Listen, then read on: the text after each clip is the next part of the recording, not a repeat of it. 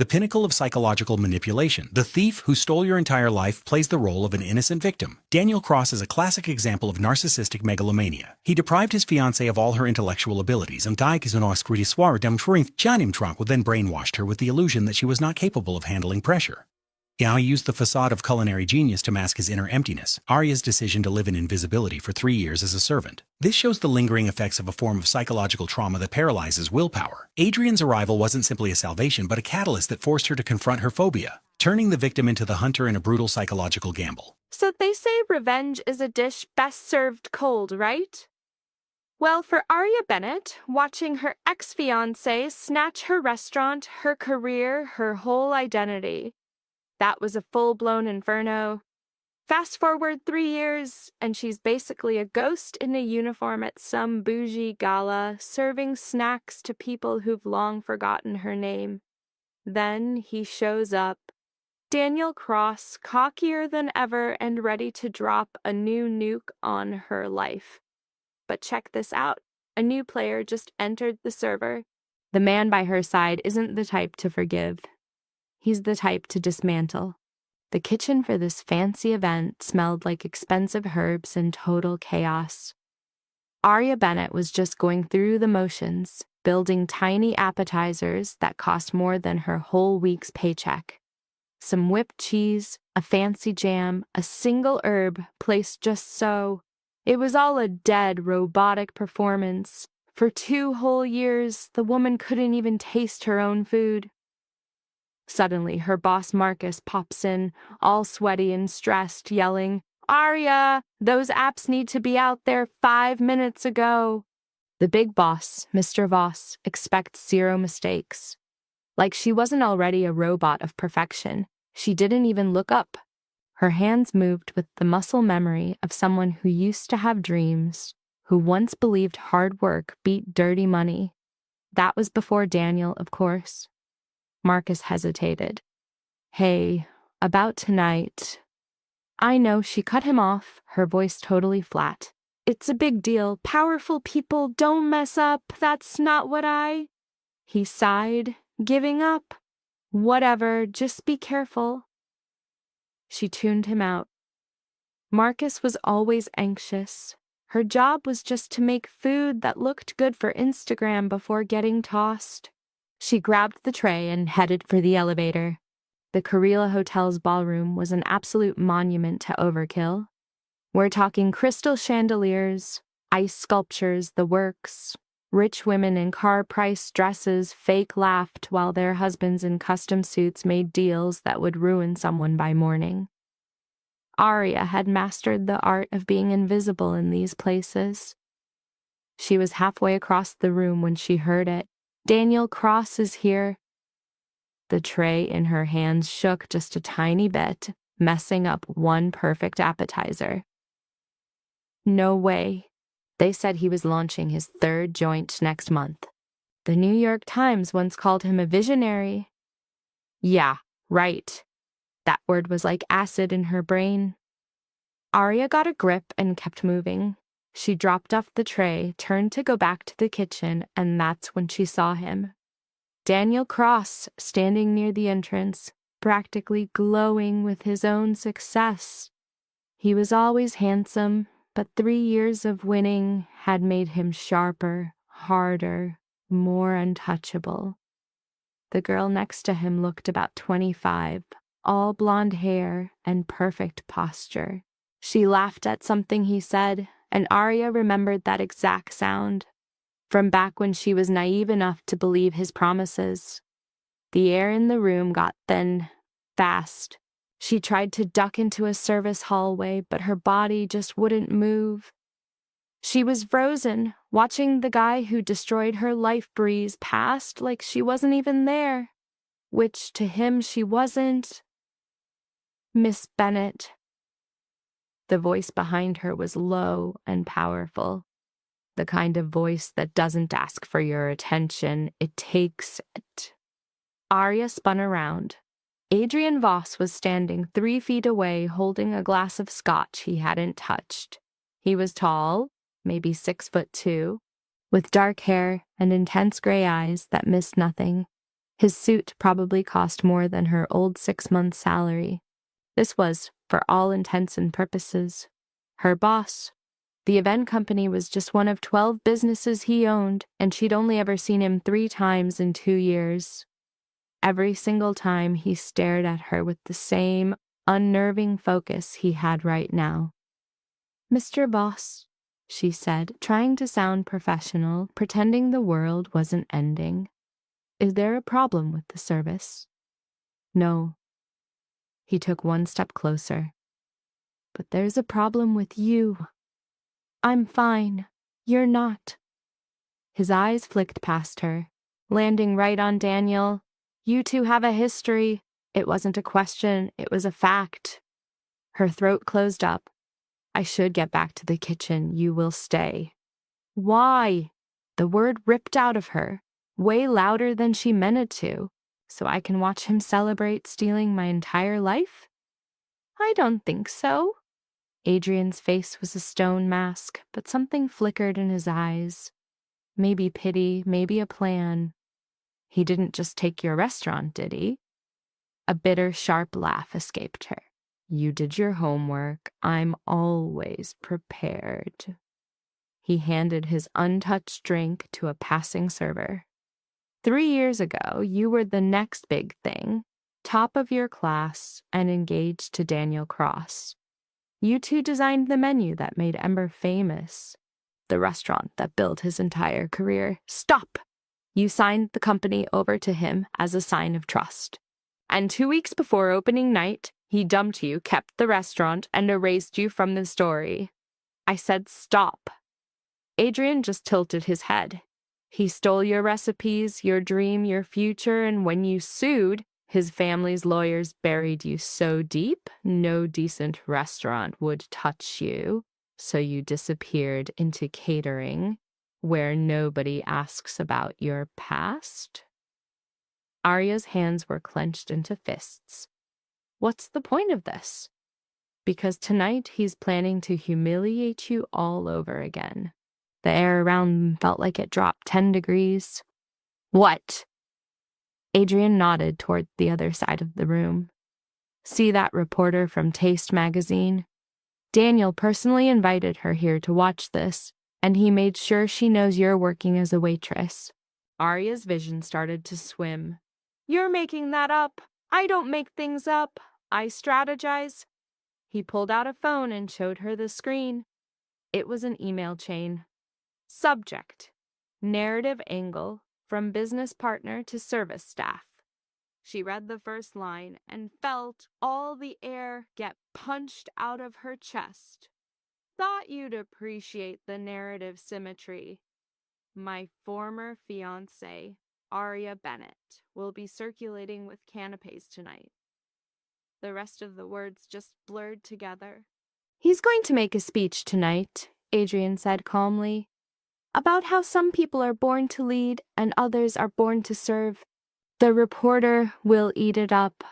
By tomorrow, your name will be a punchline on every food blog from coast to coast. Arya just stood there, completely broken.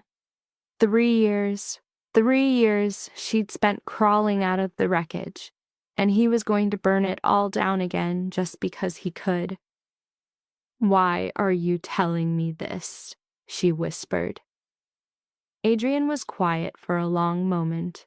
When he finally spoke, his voice had a new edge to it, something almost personal. Because I know what it's like to be erased by someone you trusted, and because I'm offering you another option. What other option? You can leave right now, go home, let him win. He paused. Or you can stay, and you can let me handle the situation. Let me show him what happens when someone finally decides to hit back. You don't know me. I know enough. His gray eyes locked onto hers. I know you spent 6 months creating a signature dish that blended French and Korean styles. I know Daniel passed it off as his own at Ember. I know it won him his first Michelin star. And I know a piece of you dies every day you work in that kitchen. The sheer detail of what he knew was a bigger blow than any memory. What do you want? Arya shot back. Guys like Adrian Voss never do anything for free. Your confidence. He said it so simply. For tonight, that's all. It's never all. It's never just that. A ghost of a smile, maybe respect, touched his face. You're right, it's not. We can talk about the rest later, but right now you need to make a choice. Do you want payback, or are you happy being a ghost? Across the ballroom, Daniel's arrogant laugh echoed. The reporter was leaning in, pen ready. Arya saw the restaurant she'd dreamed of since she was 16. She saw herself signing the papers, trusting the man she loved. Then she saw 3 years of being a nobody, of pretending not to care. And just like that, a fire she'd stamped out for years finally roared to life. What do you want from me? Adrian's smile was ice-cold perfection. Nothing. Just stay with me. And when it happens, don't run. When what happens, you'll know. He offered his arm, a silent command. After a heartbeat of hesitation, Arya took it. As they cut through the party, the entire vibe of the room shifted to orbit them. All eyes were already on Adrian, but now with her, those looks intensified into 1,000 questions. Whispers followed them like ghosts. Isn't that a caterer? What's she doing with Adrian Voss? Are they a thing? Heat flooded Arya's face, but his grip on her arm was an anchor in the brewing chaos. They became the room's main event without even trying. Daniel's eyes zeroed in on them. Arya watched the predictable series of expressions hit his face. Pure shock, a flicker of confusion, and then a predator's cold calculation.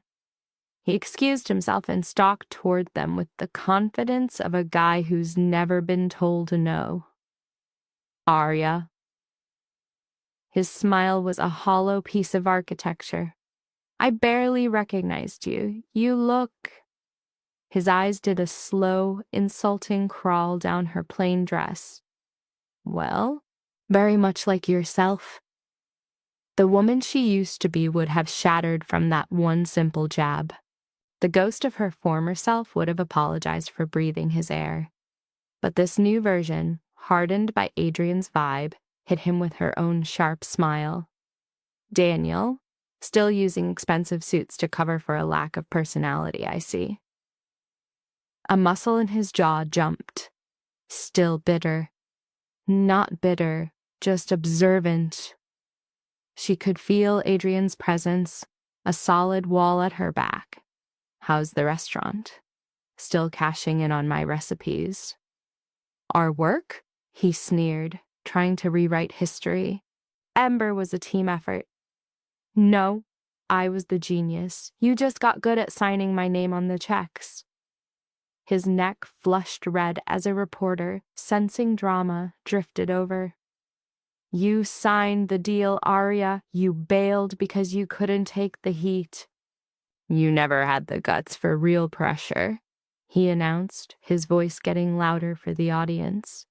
Some people create and some people manage. You were always better with a cookbook than a balance sheet. Every word was a custom-made dagger aimed at her weakest points. Onlookers pretended to ignore them while soaking up every word. White-hot fury ripped through her. Before she could snap back, Adrian's voice cut through the tension. An interesting take, he said.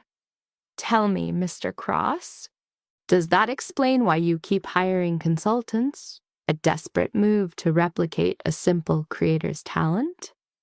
Daniel's smile turned into a rigid mask. I have no idea what you're talking about. No.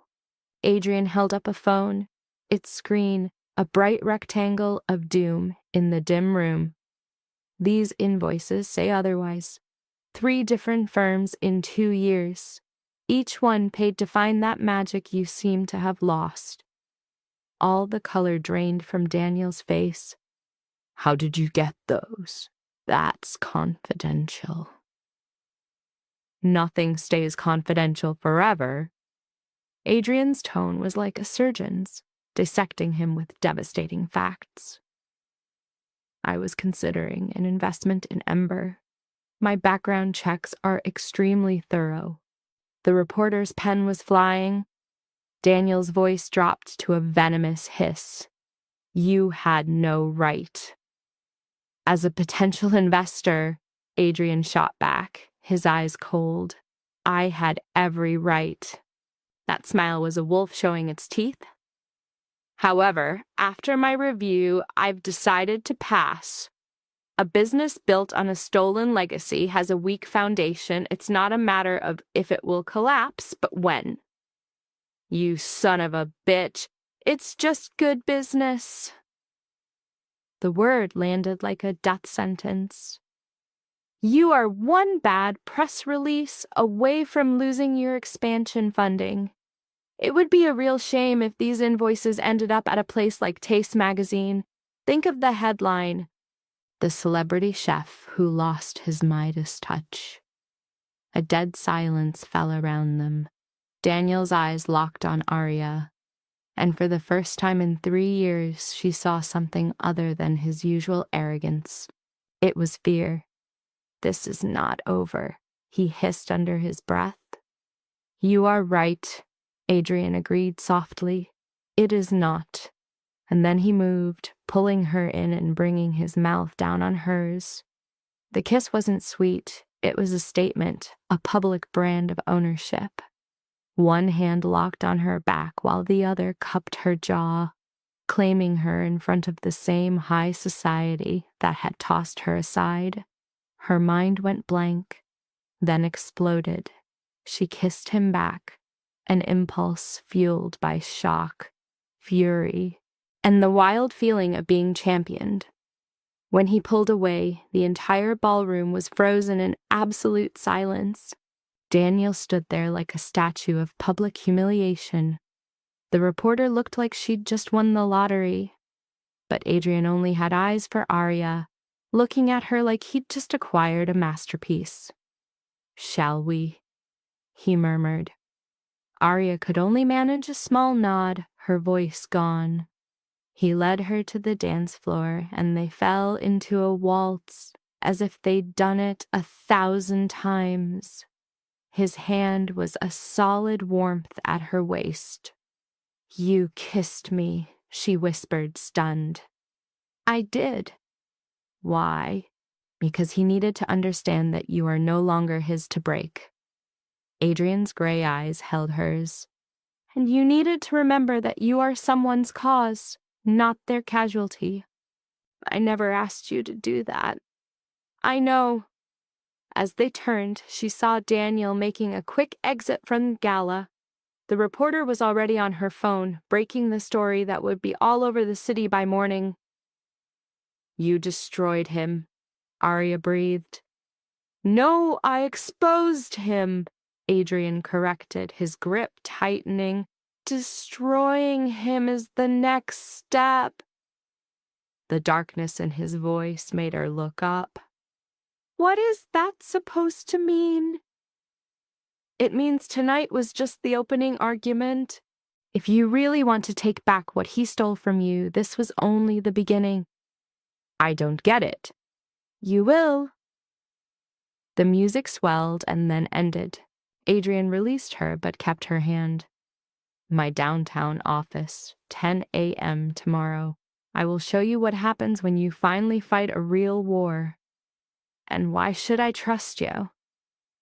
You shouldn't, he said, then raised her hand to his lips in a gesture that felt more like sealing a pact than a romance.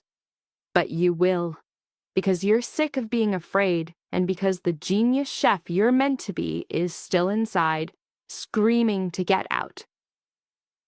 He let her go. 10 a.m., Arya. And just like that, he melted back into the crowd. She was alone on the dance floor, her heart hammering. The party churned on, but she was now the center of the hurricane. She touched her lips. They were still tingling from his kiss. Her phone buzzed. A text from an old friend, Marcus. What the hell was that? You're the only thing anyone is talking about. It buzzed again, an unknown number. Tomorrow, 10 a.m. An address was attached. A V.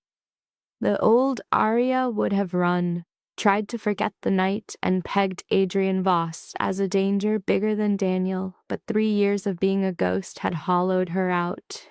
Tonight, for the first time since Daniel wrecked her life, she felt everything light up. Arya looked out at the city. Somewhere out there, Daniel was in a full-blown panic. Good. She hoped he was feeling the cold grip of terror. She hoped he wouldn't sleep a wink. She hoped he was getting a taste of being torn apart in public. Her phone lit up again, a text from Adrian. You were sublime. Get some rest. Tomorrow, the real work begins. A sound that was almost a laugh escaped her. She deleted his text and headed for the service exit. Before the doors opened, she took one last look at the ballroom, that shiny machine that had chewed her up. And she smiled, a real smile, knowing that tomorrow she would walk straight into the lion's den. Whatever was waiting in that office, manipulation, danger, or righteous payback, was better than the quiet, slow rot she'd been living in. For 3 years, she'd been invisible. Now it was time to become a force. The elevator doors shut, and Arya Bennett began her descent. Her future now tied to a man whose kiss was a declaration of war. She should have been terrified. Instead, all she felt was a sharp hunger for the morning. The apartment was small and generic, 1,200 square feet of failure, a monument to everything she'd lost. Her keys made a cheap noise on the counter. Her phone buzzed nonstop. Texts were pouring in from people who vanished the second Daniel's lawyers showed up. Now they wanted the gossip. They wanted the drama. OMG, you're with Adrian Voss? The video is everywhere. You were epic. Please tell me you're finally going to ruin that monster. So, a video was already out. Arya ignored them all and opened her email. The first headline sent a jolt through her stomach. Interview request? Taste magazine. She deleted it without reading. The second was a legal notice from Cross Enterprises. Her hand is literally shaking as she opens the legal threat. The message from Daniel Cross is simple: shut up or get sued into the ground. But instead of crying, she just scoffs. He's terrified. She then checks the real email from Adrian Voss, who sent her an address, the 60-story Voss Tower.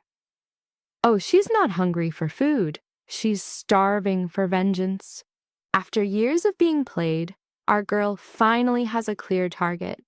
Just then, a random number calls, and some instinct tells her to pick up. A robot voice introduces herself as Catherine Wu, lawyer for Daniel Cross. Arya cuts right to the chase. So, you're here to scare me into silence with bankruptcy threats, right? The line goes dead quiet. The lawyer tries to play nice about her association with him. Association? Arya snaps. This dude didn't just partner with her. He tricked her into signing away her entire life's work after they got engaged. She tells the lawyer to send a message back to Daniel.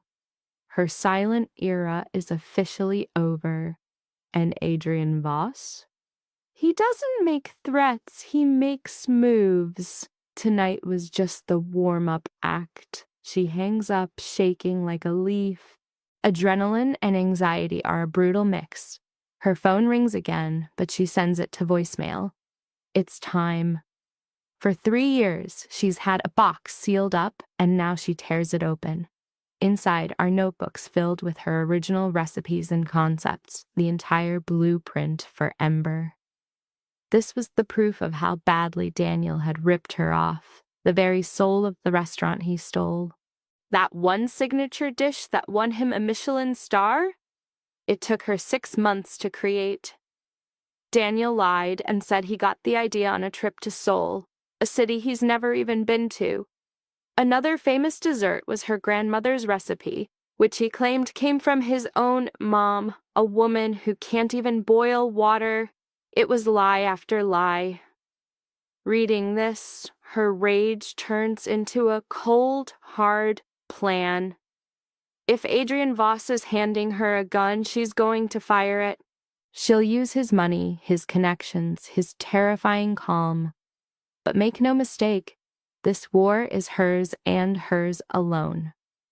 Daniel Cross is about to learn what it feels like to have everything stolen by someone pulling strings from the shadows.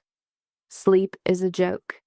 At 4 a.m, she starts digging into Adrian Voss. The guy is a ghost online, all corporate wins and charity galas. His empire is massive, from real estate to a shady security firm.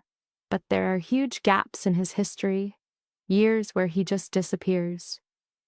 One reporter called his operation the Invisible Empire, detailing how he uses shell companies to crush his enemies, both in business and politics. The article ended with a stark warning. Adrian Voss doesn't just buy companies, he buys people. And once he owns you, there's no escape. Arya closes the laptop. She should be freaking out, but instead she feels a sick sense of relief. Daniel wanted to play dirty, so she just hired the final boss. At 9:15 a.m., she checks the mirror. Dark circles, messy hair, still in last night's dress. She looks like a wreck. Perfect. Let Adrian see exactly what Daniel's victory cost her. Let him understand the stakes. She takes the subway to his building, a 60-floor monster of black glass. The lobby is cold and patrolled by guys who look like ex-Secret Service. "Arya Bennett," she says. 10 o'clock with Adrian Voss. The receptionist gives her a look, like she knows something, and sends her up. The elevator ride feels like an ascent into another world. By the 60th floor, her nerves are shot. The doors open to a penthouse, not an office. Adrian is standing there, a silhouette against the city. "You came," he says without turning. "Did you think I'd run?" He faces her, now in a killer charcoal suit. "Most people do," he replies, "once they realize what I am." "And what's that?" A tiny smirk plays on his lips. "A weapon or a threat? Depends on which side of me you're on." "So which one am I?" she asks. "Both," he says, handing her a folder. "Read this, then decide if you still need my help." She opens it. Page 1 is Ember's financials. The place is making insane money. Page 2 shows Daniel is using the restaurant's reputation to fund a new secret project. Page 3 has all her recipes, legally registered in his name. "How did you get this?" she asks. He just says, "I do my homework." "Keep reading," he tells her. Page 4 lists Daniel's massive debts. His new project is a disaster. Page 5 is a timeline of every single time he publicly took credit for her work. But the last page is the gut punch. He's been trying to sell Ember for 6 months. When it's done, he gets away with everything. Arya feels the world spin. He's selling to a mega corporation that will turn her restaurant into a generic chain. Daniel is set to make a cool $40 million. Her recipes, her soul, will end up being served in cheap airport lounges. The folder slips from her hands. "Why are you showing me this?" He looks at her, dead serious. "Because I can stop it. I can buy Ember first. I can put you back in that kitchen and tell the world who really built it." "And why would you do that?" "Because," he says, "I need something from you." The other shoe drops. "What?" Adrian turns to the window. 3 years ago, my brother was murdered. So get this. The official report called it a simple car accident. Adrian's voice was dead inside when he said it, but he was like, "Nah, I don't buy that." So he hired his own crew, spent 2 whole years digging, and found the dirt. He turns to her and drops the bomb. "It wasn't an accident. Somebody sliced the brake lines. And here's the kicker. The guy who ordered the hit is one of the same suits funding Daniel's new venture." Arya just freezes, completely shook. "You think Daniel was in on it? The guy's a scumbag, not a murderer." But Adrian shuts that down cold. "No, but his new business partners, they don't have his weak stomach, and their goals are way, way bigger. This whole network of companies, including Ember, is a time bomb set to explode and ruin everyone involved." Adrian explains he needs an inside agent, someone who looks completely harmless. This person has to know everything about Daniel, how he thinks, how he operates. He pauses, adding that it would be perfect if this person also had a massive grudge against him. And that's when it clicks for Arya, a wave of cold realization. He wants her to be his spy. The cover story is a fancy consulting gig at Voss Industries, helping with the Ember buyout. Her real job? To snatch up intel, documents, any proof she can find. And the ultimatum? If she says no, his plan still goes ahead. It'll just be slower and uglier, but Daniel is going down either way. He stared her down, making it clear this wasn't a negotiation. The choice is simple. Do you want to be a warrior for justice, or just an avatar of revenge? She's like, "What's the difference?" He tells her, "Vengeance is emotional, it's a wildfire. Justice is cold, calculated, and absolute." Adrian steps closer, making her tilt her head up just to look him in the eye. Revenge is just taking Ember back from Daniel. Justice is tearing down his entire criminal empire so he can never hurt anyone ever again. Arya's heart was hammering against her ribs. "If I do this, what's my prize?" He promises her a total comeback. Your name, your restaurant, your entire life. He leans in, and the sweet, sweet satisfaction of watching Daniel Cross get publicly destroyed. The offer was insane, happening way too fast. "There's one more thing," Adrian said, his voice dropping low. "There's some intel you need before you say yes." "What is it?" He replies. "The car crash that killed your parents 5 years ago." Her entire universe just slammed to a halt. "Don't," she whispered, her voice cracking. "We are not talking about that." He ignored her. "It wasn't an accident."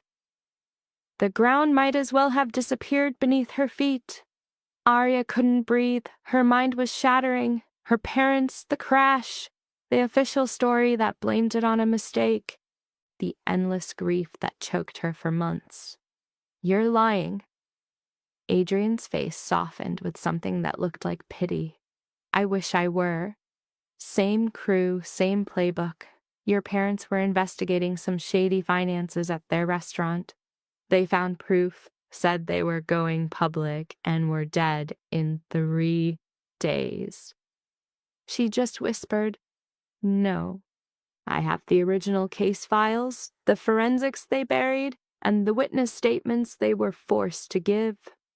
Every single piece of evidence screams the same thing." He held her gaze, not flinching. "Your parents were assassinated, and their killers are the same financiers bankrolling Daniel's new operation." Arya's strength completely vanished. She would have crumpled to the floor, but Adrian grabbed her arms, his grip firm, his voice a quiet storm. "I can't bring them back, Arya, but I can make damn sure their murderers are brought to justice. I can give their deaths meaning. This is why I need you. Not just to ruin Daniel, but to finish the fight your parents started." She looked up at this man she had met only once before tonight. This absolute stranger had just systematically demolished her reality in minutes. How long have you known? For 6 months after my intel guys confirmed the connection. And you're only telling me now? I needed undeniable proof, evidence that would hold up in any court, and I needed you to be ready to listen. His grip tightened just a little. Are you? Was she ready to accept her parents were murdered? To realize her whole life was a lie built on a cover-up? To declare war on people who make problems disappear? No, but sitting on the sidelines was no longer an option. What's my first move? A chilling, perfect, and terrifying smile spread across Adrian's face. First, you sign a contract as a senior culinary consultant for my company. Daniel's gonna choke when he sees the salary. The deal also includes a lawyer on retainer. You're gonna need that lawyer for the lawsuit he's guaranteed to file. Second, you help me with my hostile takeover of Ember. Our offer is gonna blow the Donovan groups out of the water. Once we win, you're walking back into that kitchen as the executive chef and a partner, not some employee. He'll never agree to sell to you, she said. Adrian's face was pure confidence. He won't have a choice by the time we're done.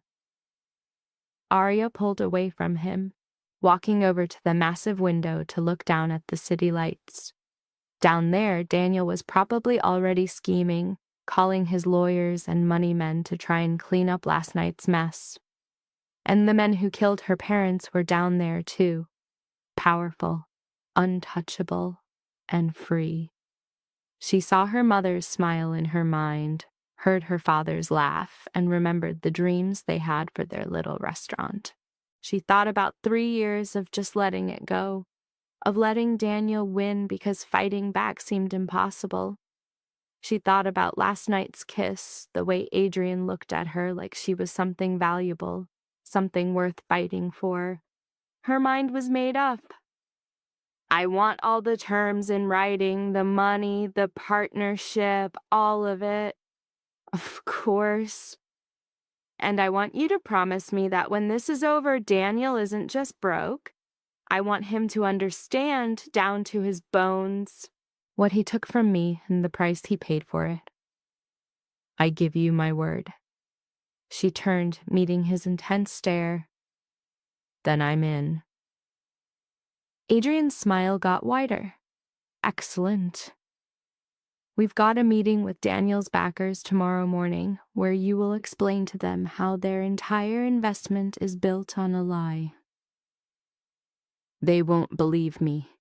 Oh, they will when I arm you with documented proof of every stolen recipe, every cooked book, every corner he cut, and every person he screwed over. Adrian went to his desk and pulled out another thick folder. You're not walking into that room weak, Arya. You're walking in there with a full-blown arsenal. She took the folder. It felt heavy with secrets. How long have you been planning this? Since the night I first saw you in my restaurant, looking like a ghost who had forgotten how to live. His gray eyes locked with hers. I know that look. I saw it staring back at me in the mirror for 2 years after my brother was killed, and I swore that if I ever got the chance, I'd teach you how to fight again. A wall inside Arya finally came crashing down. You know nothing about me. I know what matters. He stepped closer. I know your talent is bigger than you let yourself believe. I know you have more strength than you give yourself credit for, and I know that together, we are going to burn every single one of their lies to the ground. Why? Why? What? Why do you care? Why are you helping me? She waved her hand around the insane office, at the stacks of documents, at this impossible promise of payback. Why are you doing any of this? Adrian was silent for a long, heavy moment. When he finally spoke, his voice was raw, different, because some men deserve to be ruined, and some people deserve a front row seat to watch it happen. He turned away the moment broken. Go home, read the file. We hit the investors tomorrow at 8 a.m. You need to dress like you're worth $40 million, because soon you will be. Arya clutched the file to her chest. Adrian. Yes. The kiss last night. Was that just part of the plan? He looked at her, really looked at her, and for a split second she saw the man behind the machine, something raw and real. No, he said, his voice soft. That was improvisation. Was it real? A sharp, knowing smile touched his lips. Does the answer to that question change anything right now? Yes. Then ask me again when this is over, when you're running your own restaurant with your name over the door and Daniel Cross is nothing but a ghost. He paused. Ask me then if it was real. Her throat felt tight. She just gave him a single nod and walked out. The slow ride down the elevator felt like a rebirth, like she was shedding her old skin and growing a new one that didn't run but fought. Her phone buzzed. A text from a blocked number. I know your plan. Stop now, or your sister pays the price. The fire in Arya's veins turned to solid ice. Her sister Maya, 23 and living a normal life in Seattle, a graphic designer who knew nothing about this nightmare. Her call went straight to voicemail. She tried again. Voicemail. Her hand was shaking as she typed, Maya, call me now. The elevator doors opened to the lobby. Arya sprinted. Outside, the noise of the city hit her like a punch. Too bright. Too loud. She couldn't breathe. A second text came through. Check your email. You have 24 hours. The email contained a single photograph. Maya was strapped to a chair in some massive warehouse, wide awake and pure terror in her eyes. The text they sent was the final word. Cancel tomorrow's meeting or she's gone. Your call. Arya's world went fuzzy. She dialed Adrian, who answered on the first ring. They have my sister, I know. A car is coming for you. Do not move. How did you know? I planned for this. Stay put. The line went dead. 3 minutes later, a black sedan slid up to the curb, a faceless driver holding the door. She got in. They skipped the main entrance to the Voss building, heading straight down into a private underground garage and up a service lift. Adrian was there. Give me the full report, he commanded. She showed him the text and the photo of her sister. His face was a blank slate, but his eyes were like chips of ice. Their move came sooner than my projections indicated. You knew this would happen? I knew they'd retaliate. The exact timing was the only unknown. He pulled out his phone and made a call. I need the Seattle unit activated now. Feed them the location intel. He listened for a moment. Perfect. Move in. He hung up. What is going on? I have assets in Seattle. They're on their way to get her. How is that even possible? Because I've been tracking Daniel's financiers for 2 years. I know who they are, where they operate, and which underworld thugs they use for jobs like this. His eyes locked onto hers. Maya will be safe, but now we have a major decision to make. He laid out the 2 paths. They could cave, letting their enemies score a win, or they could go on the attack and force their hand. He let the silence hang there to show how serious this was. Arya's first thought was that they would just kill her sister. But Adrian, playing 5D chess, shot that down. Her death, he explained, makes their only leverage disappear, turning their one valuable card into trash. Throwing away their only negotiation tool would be a rookie mistake. He knew these people inside and out, their entire playbook. He stepped closer. "Trust my plan, Arya. Let me run this. She's my sister." He acknowledged that, not as a problem, but as the exact reason to unleash hell. His phone lit up, showing a live video feed, proof his plan was already in motion. Maya was on the screen, still in the warehouse, but now surrounded by a tactical team that moved with deadly efficiency. Arya watched them cut her sister's ties before hustling her out of the building. The entire extraction was over in under 90 seconds. The game plan was brutally simple: non-stop surveillance and pre-positioned teams. The egomaniac, Adrian, confirmed it. "She's safe." He added she was being moved to a secure location. As for her kidnappers, they were about to find out exactly what happens when you mess with his interests. Arya's protest about being an object was met with the Predator's smile. He twisted it, reframing ownership as the ultimate protection, a golden cage where anyone who tried to touch her answered directly to him. A second call came through. He took the call, listened, and gave a single order: "Proceed." Hanging up, he turned back to Arya. "It's over." The kidnappers were neutralized, picked up by local cops on charges so airtight they were never getting out. He figured they were pros who'd keep their mouths shut, but now they were off the board for good. So quickly! The shock hit Arya so hard she had to sit down, her tough exterior crumbling. "This is madness," he corrected her. "This is a war." He got down in front of her, making his point impossible to ignore. He explained how their enemies turn love into a weapon, creating the very situation where you need his kind of insane protection. Her choices were a perfectly designed trap: his control or a life on the run.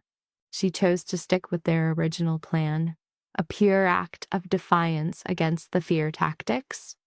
A hint of approval flashed across his face. "They need to know I'm not afraid." She needed her payback to be a statement. You could see the pride in his eyes.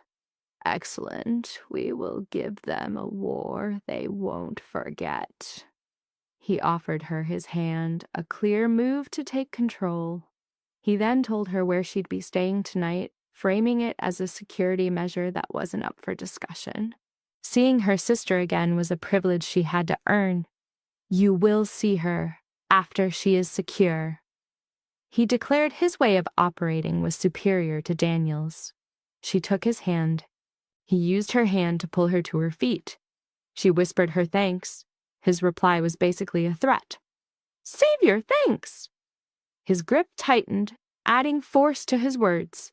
"Tomorrow, we take them apart." He laid out the coming storm. "I understand." "Do you?" His eyes did a quick, brutal scan of her psyche. He spelled out the multi-level attack coming their way. Legal and very, very illegal. "It doesn't matter." It was the exact answer he expected from someone running on pure trauma. He saw her complete lack of a self-preservation instinct. She pulled her hand away and listed her reasons: her parents' murder, her sister's kidnapping, her stolen legacy.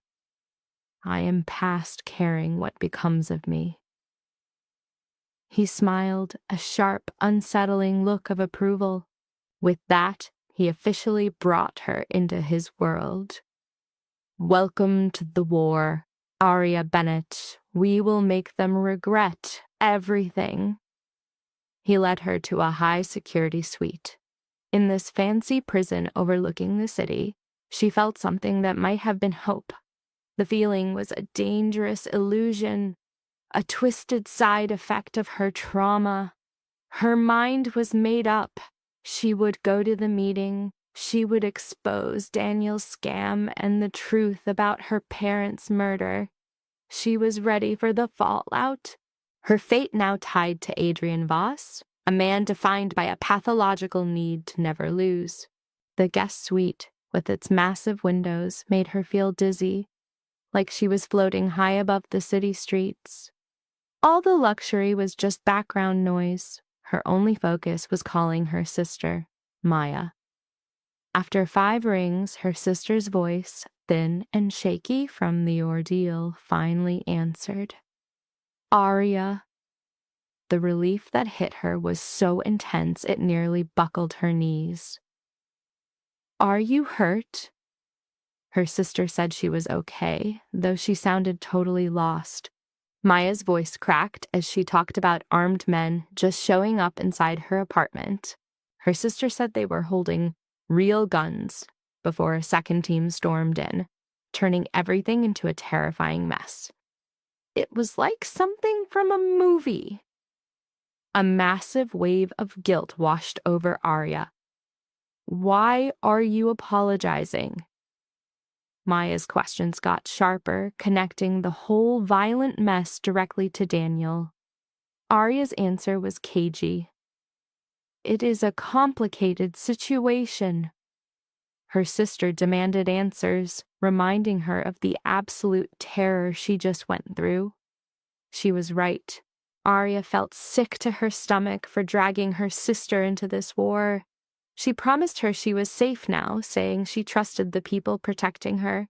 Her sister called her out on that trust, especially her faith in what she called a personal military. I lack any other option. A heavy silence filled the call. Her sister's voice got softer. Are you in danger? No, maybe, I am not sure. A wild, broken laugh escaped Arya. She tried to justify her choices as facing down monsters, with people who snatch graphic designers to show they are tough. Yes, God, Arya. Her sister let out a long, shaky breath. What have you gotten involved in? Something I should have handled 3 years ago. After a moment, her sister asked the one question that really mattered, the one about their parents. A shot of pure ice went through Arya. What makes you ask that?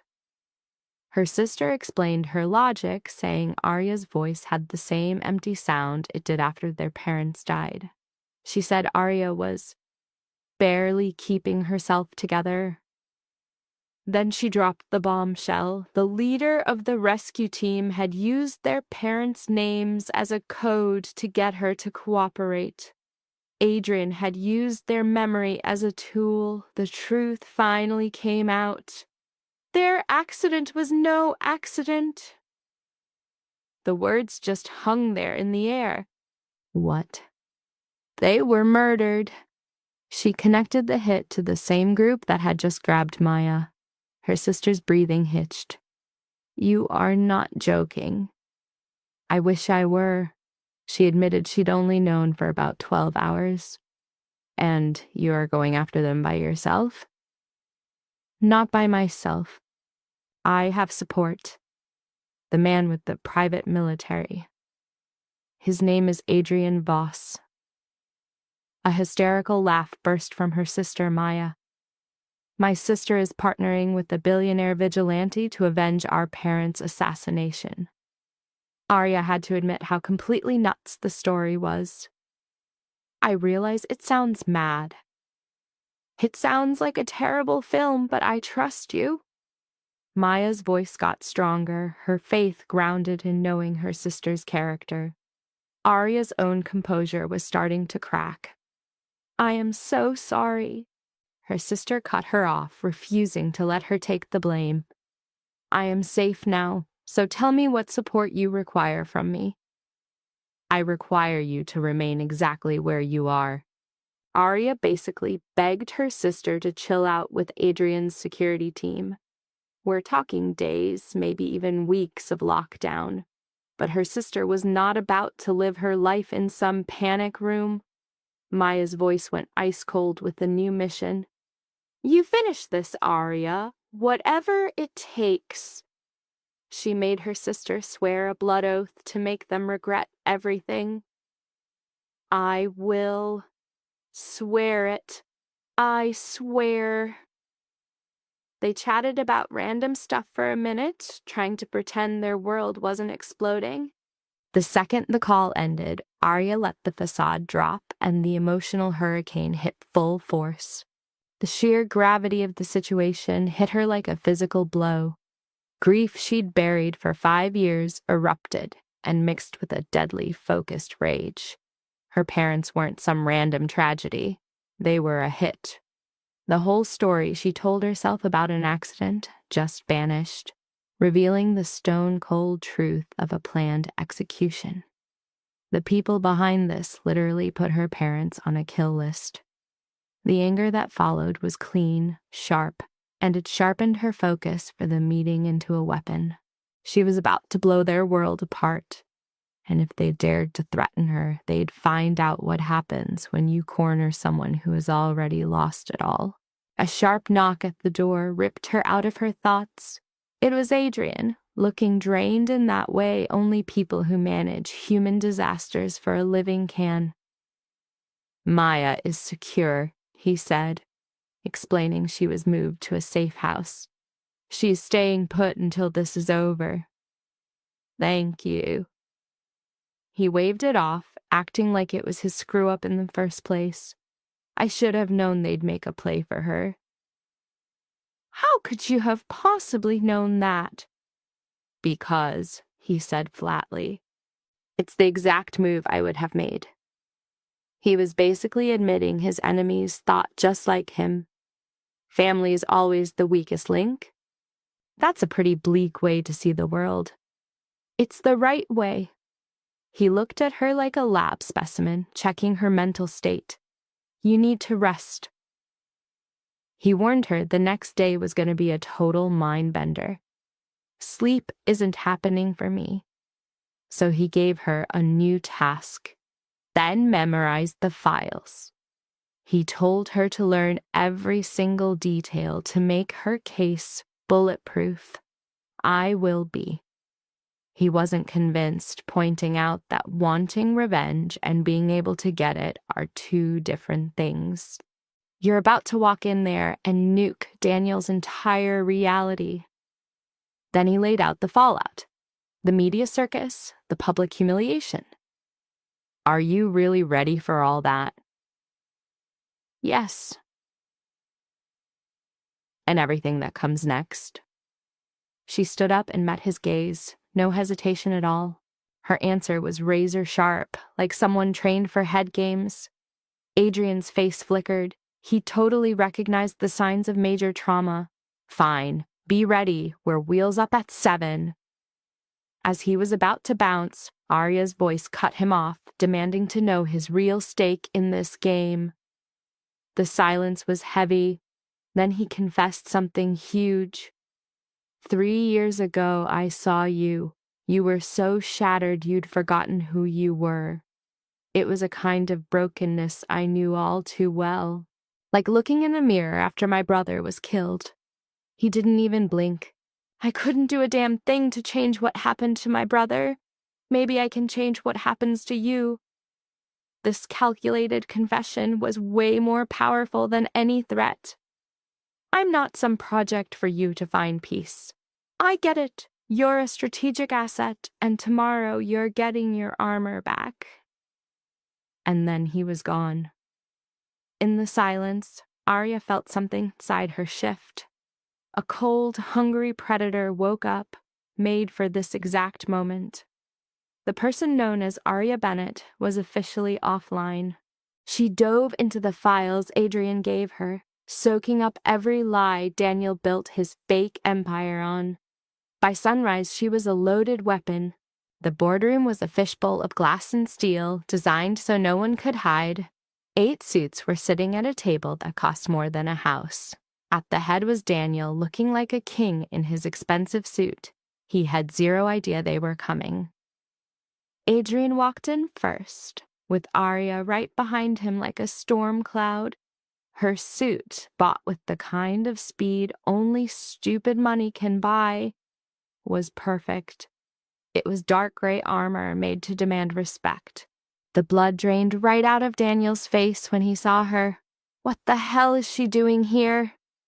Miss Bennet is a consultant, Adrian answered, cool as anything as he sat down. I figured we should bring in someone who actually knows food for this talk. This is a private meeting I put together. Adrian's smile was all teeth.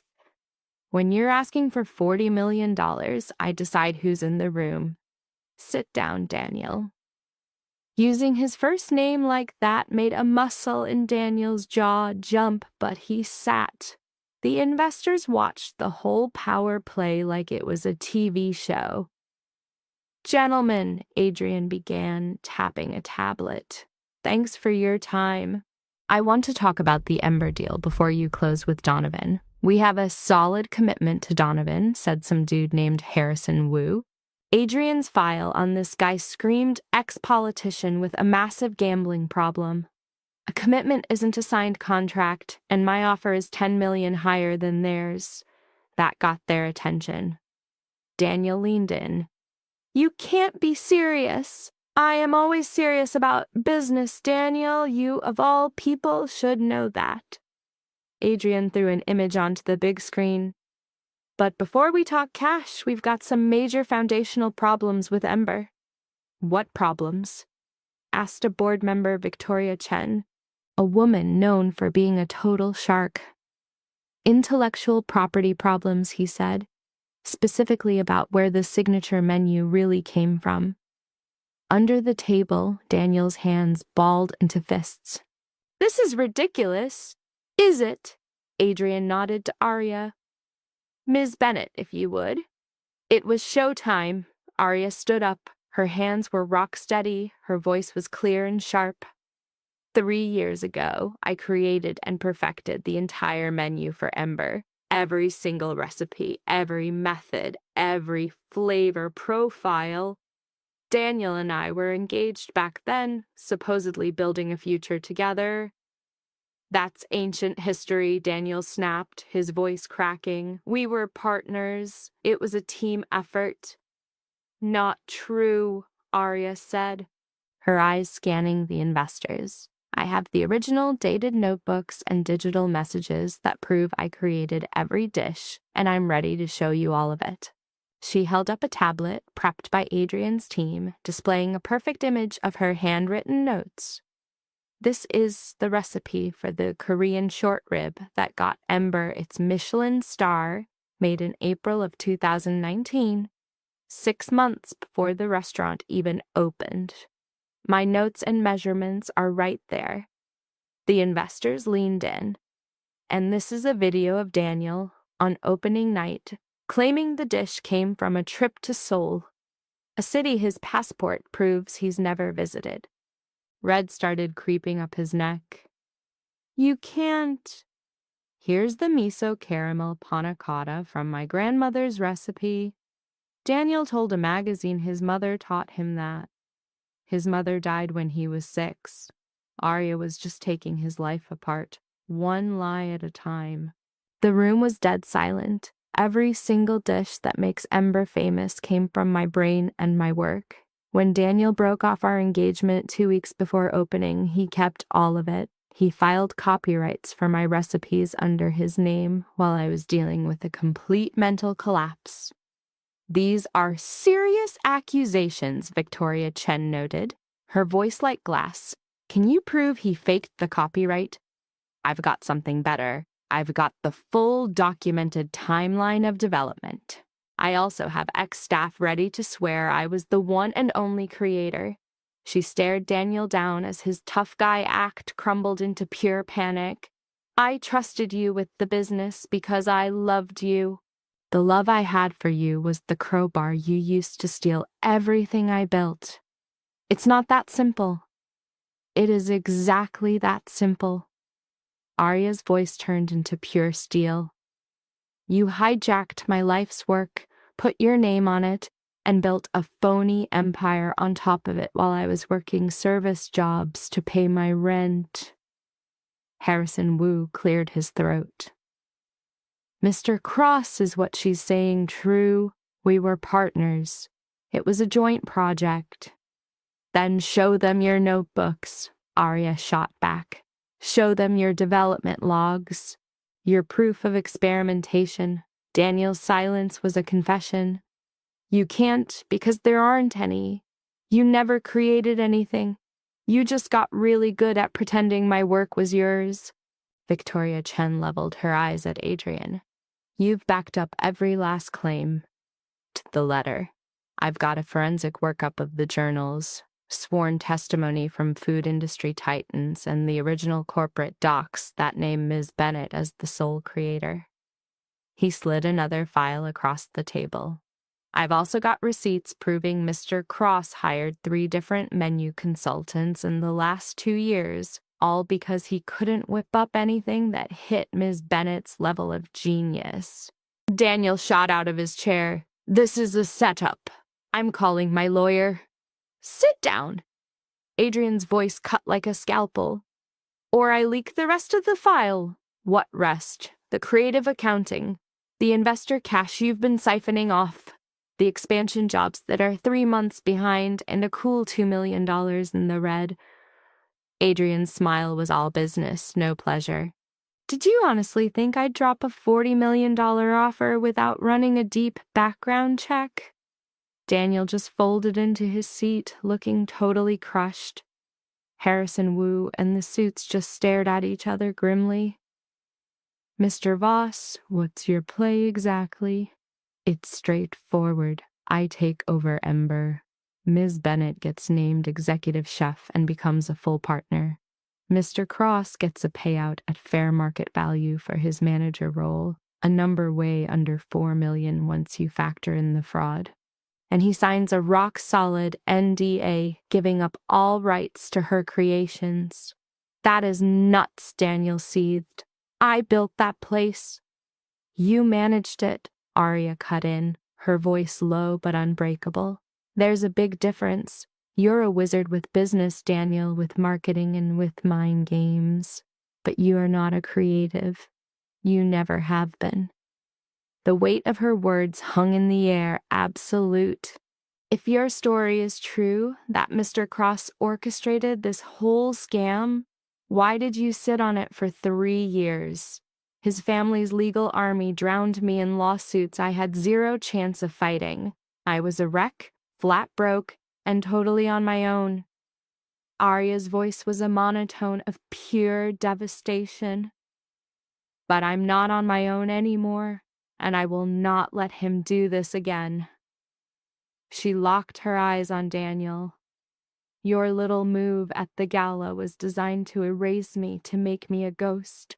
It just reminded me why I started creating in the first place. For the love of the game, not for a paycheck or applause. How sentimental! Daniel spat, his voice dripping with acid. And how completely pointless. Their loyalty, you get it, isn't some chip you can cash in. As Harrison Wu stepped in, it was obvious a private chat was needed. Mr. Voss, Ms. Bennett, we need the room. Adrian gave a smooth nod.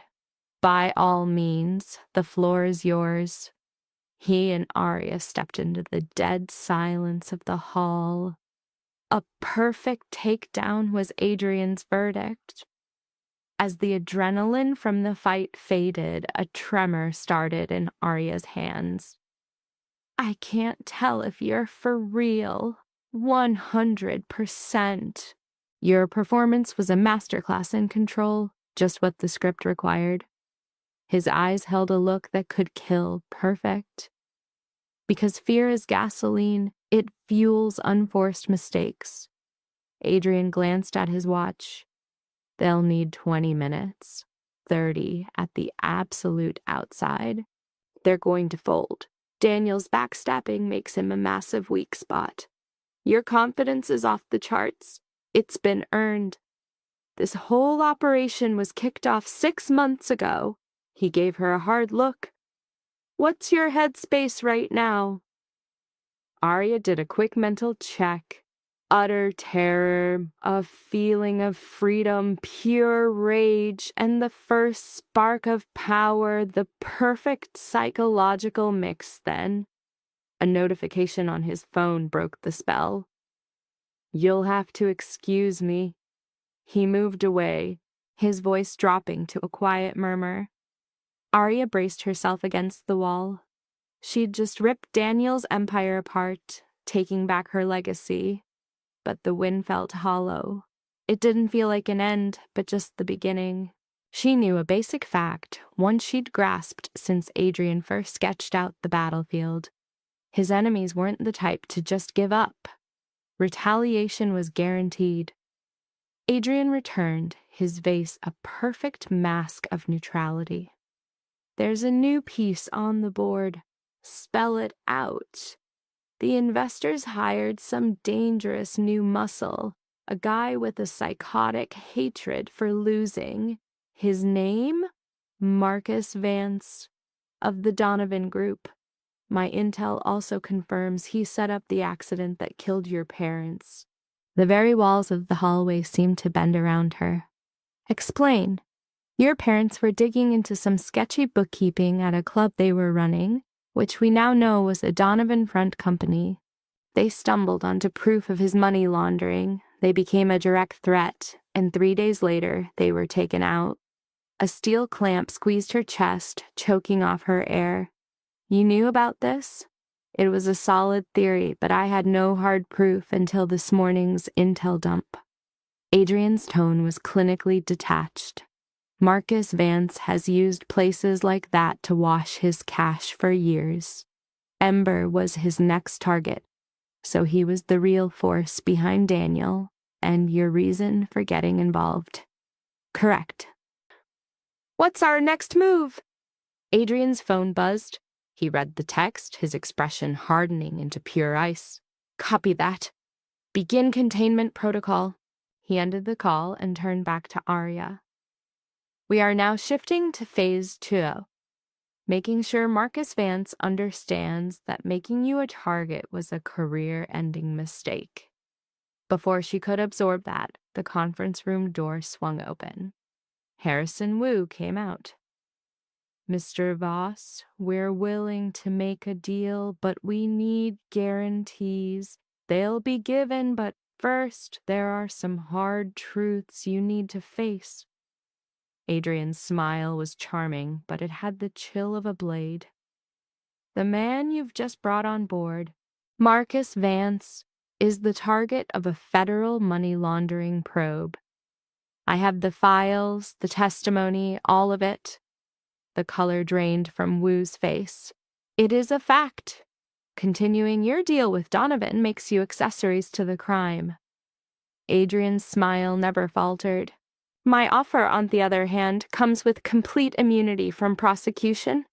My relationship with the federal agencies is exceptionally strong. The threat wasn't even hidden, it was absolute. Side with me, or you will be erased. A small tremor gave away Wu's anxiety. I need to talk with my partners. I'd recommend it. But your time is running out. This deal is off the table at noon. Wu ducked back into the room. Arya stared at Adrian. You're strong-arming them. I am providing them with the necessary information to make a sound strategic choice. Whatever they do next is on them. That's blackmail. That is the name of the game in this business. He glanced at his watch again. They will fold. It's the only logical play. If not, the file gets sent and they go down with Vance. But these are businessmen. They're smart enough to see a dead end when they're in one. 10 minutes crawled by, then the investors filed out. Victoria Chen acted as their mouthpiece. We accept your terms, Mr. Voss. Subject to the usual checks and final contracts. Fantastic. My legal team will have the documents drawn up by the end of the day. And what about Mr. Cross? Harrison Wu asked. He will be stripped of his controlling interest, left with a token share for his early work. The rest will be swallowed up by Voss Industries and Ms. Bennett. Daniel showed up at the doorway, his face a mask of total devastation. You are not allowed to do this. The move has been made, and is being made. Adrian's voice was final. You have two options here, Daniel. You can accept this deal, or you can reject it and fight federal fraud charges. The ball is in your court. Daniel's hands clenched into tight, powerless fists. This is not over. It is. Arya stepped toward him. You don't get to win this time. You don't get to torch my world and just walk away. I am taking back my entire life's work, and you are completely helpless to stop me. Daniel's stare was pure hatred. You think you've won? You think Adrian Voss is your savior? He doesn't have partners. He has assets. The minute you stop being useful, you'll be thrown out, just like I threw you out. The shot landed, but Arya just smiled. Maybe. But he at least is upfront about the kind of monster he is. You faked loving me while you were methodically tearing my life to shreds, so yeah, his type of monster is way better than yours. Daniel's jaw locked, but he had no comeback. He just turned and walked away. As Arya watched him retreat, a huge weight felt like it was lifting from her spirit. It was a messy mix of relief, victory, and the sharp taste of justice. Adrian's hand on her arm brought her back. We need to be gone before Vance's network figures out the board has been flipped. Where are we going? To a secure site. From that base, we will launch our countermove, the complete and total demolition of Marcus Vance. They slipped out a back corridor where a car was waiting. As it melted into the city traffic, Arya just looked out at the skyline. She deadpans that she's supposed to feel great. She got Ember back and Daniel is toast, but nope, still feels empty inside. Adrian calls it a classic case of revenge hollow. He schools her that payback isn't therapy. It's just slapping a Band-Aid on a gaping wound. So what's the point?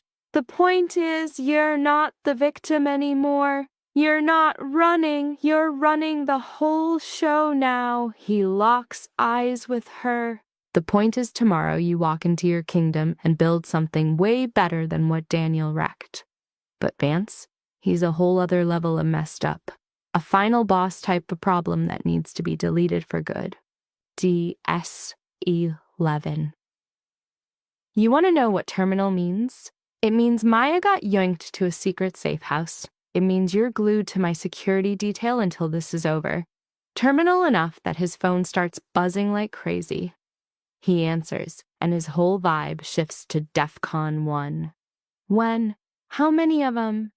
He gets the intel, his jaw clenching hard. He barks out orders. Lock down the entire building. Full containment right now. I'm on my way. He hangs up and snaps at the driver. The Voss Tower. Step on it. Arya's like, what is going on? And he drops the bomb. Marcus Vance just made his big move. He sent a hit squad to my office to negotiate. Tactical? Yeah, tactical means this just became a hostage situation because Marcus is totally trapped. Let's break down the word lethal. It's so bad that Maya had to be ghosted to some secret spot. It's so dangerous that Adrian basically becomes her personal bodyguard. The threat level is so high, it literally calls him on the phone, and you can see the tension just jack up his entire body. When? How many? Quick-fire questions, the answers making his jaw tense up. An order gets spit out. Seal it. Lock it all down. I'm coming, he tells the driver. Voss Tower now. Like his voice is a weapon. Arya asks what's up and gets the ice-cold truth. Marcus Vance just played his hand. sending a tactical crew to Adrian's office for a little chat. And tactical, Adrian explains with zero warmth, means this is a hostage crisis now. It's the last move a guy with no moves left makes. And cornered animals always make stupid mistakes. The car peels out. Arya's heart is hammering against her ribs. What's the plan? Adrian says they're walking right into the hornet's nest, just like Vance wants. A wicked little smirk plays on his lips. And that's when their own trap is gonna snap shut. The Voss Tower looms ahead, a familiar sight now looking totally corrupted by the scumbags inside. The glass palace that screamed power yesterday now just looks fragile. A perfect mirror for how wrecked Arya feels. Adrian is on his phone the entire ride, spitting out short, coded, and deadly serious commands. The second they hit the underground garage, he ends the call and pins her with a look. Get this straight. You are not going upstairs. Arya fires back. The hell I'm not. They're here because of me, because of us. I'm not hiding in some basement while you walk into that mess. His jaw was set in stone. This isn't about being brave, he tells her. It's about strategy. Marcus wants to get in my head, make me emotional. You up there, you become his #1 bargaining chip. And me down here is useless, he counters. You're safe. That's not useless. The car glides to a stop. Adrian's security team is already there. 6 dudes in dark suits looking like statues carved from pure discipline. The main guy steps up to give the report. Sir, we've got eyes on 4 armed hostiles. They're holding 3 of our people on the 60th floor. Their demand is simple. They want to talk to you, face to face. What about the staff? Parker from accounting, Stevens from legal, and your EA. Adrian's face was unreadable, but you could see a frigid inferno start blazing in his eyes. Rachel. That's the one, sir. Arya watched him process the info. She knew what he was doing, turning pure rage into a calculated plan, turning fear into a weapon. The head of security asks, "What are your orders?" Adrian's response is ice. The plan hasn't changed. I'm going up. You lock this place down tight. If things go south, your only job is getting the hostages out. Not me. Sir, he adds, that's an order. Adrian's eyes locked on Arya, creating a new, unbreakable boundary around her. You're staying with Jenkins. He's the only thing keeping you safe. If they get me, Jenkins has one job, get you out of the city, hell, out of the country if he has to. The protocol is active. He knows the drill. The whole scene felt like a fever dream. Yesterday, she was serving food. Tonight, she's in a concrete bunker watching a guy she barely knows get ready to face down gunmen. Adrian, she yells out, wait. He pauses. Be safe. A flicker of something she couldn't name crossed his face. Always. Then he was gone, heading up in the elevator's steel box with 2 of his guys. Arya stood next to Jenkins, a man so still he seemed part of the building, and fought to get a breath. He'll be okay, Jenkins rumbled, his voice a low vibration that didn't match his size. Mr. Voss always is. The file on Subject Voss shows his stats in high-pressure situations make this look like a tea party. Then a text hits her phone, no name attached, just pure digital poison. This was never your fight. Now their blood is on your hands. And just like that, Arya starts showing all the textbook signs of a complete freakout. She shows the phone to Jenkins, whose face turns to solid rock. He knows the play. It's a classic mind game from Vance's little book of tricks. Don't reply. A second text comes through. It's a video link. A live feed from the 60th floor. 3 people on their knees in front of a dude with a rifle. The message was crystal clear. Rachel, Adrian's assistant, was first on the chopping block. She's maybe 25, the perfect target to hit him where it hurts. Arya's hand started to shake. She begged to do something, but Jenkins hit her with the cold facts. Mr. Voss was already doing something. The fear of them dying was met with absolute certainty based on psych profiles. Adrian Voss, he explained, never plays a losing hand and is loyal to the bone. Arya's hope was fighting a hard truth she learned over 3 miserable years. Promises from powerful dudes are built to break. The elevator dings on the 60th floor, and there's Adrian walking out with his hands open. The universal sign for I'm not here to fight. He's facing 4 guys, hired guns who only care about the paycheck, not the cause. The head goon, some 40-something guy with a gnarly scar, starts talking trash. Adrian doesn't even let him finish, immediately cutting in and demanding he let the hostages go. The merc just smirks, a huge mistake because he has no idea who's really in charge here. Adrian's reply was a stone-cold lecture on who owned the board, telling him this tower, its security, and this whole city were basically his playthings. He laid out how trapped they were, explaining that hurting the hostages means they lose their only get-out-of-jail-free card. Then he sliced right through the BS to get to the real reason Marcus sent them. The merc tried to deny it, but his face crumpled when Adrian started dropping his own intel. He revealed he knew the guy was at a 5-year-old crime scene, relabeling the Bennett's deaths from a tragic accident to a straight-up hit job. A tiny screen became the judge and jury playing old traffic cam footage that put the merc right there. Adrian just systematically tore the guy's world apart, showing him he didn't just have information, he had people. He'd found the mechanic who discovered the cut brake lines and the dirty investigator who buried the original report. And guess what? They were both singing like canaries to the feds. The merc's knuckles turned white on his rifle, a sign his professional cool was officially shattered. Adrian laid out the future not as a threat, but as a fact.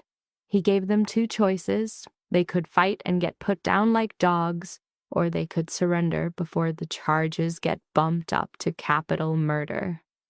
The guy tried to bring up Marcus, but Adrian just waved it off, revealing a federal raid was about to crash down on Marcus's HQ any second. He turned time into a weapon. A countdown clock squeezing the merc's options from 10 minutes to 8. The guy snarled that it was a bluff, and Adrian just said, "Go on, make the call." One quick phone call was all it took for the merc's world to end. All the blood drained from his face as his boss screamed a warning at him. Adrian broke down the situation, painting Marcus not as some scary mob boss, but as a pathetic loser about to rot in a supermax cell. He gave them one last out. Walk away now or get dragged down with Marcus's sinking ship. You could see the silent conversation between the 4 goons, a quick calculation that this job was a total bust. Their leader finally lowered his gun, spitting out some empty threat about this not being over. And that's when Adrian's own tactical teams seemed to melt out of the walls, showing everyone just how deep his control really ran.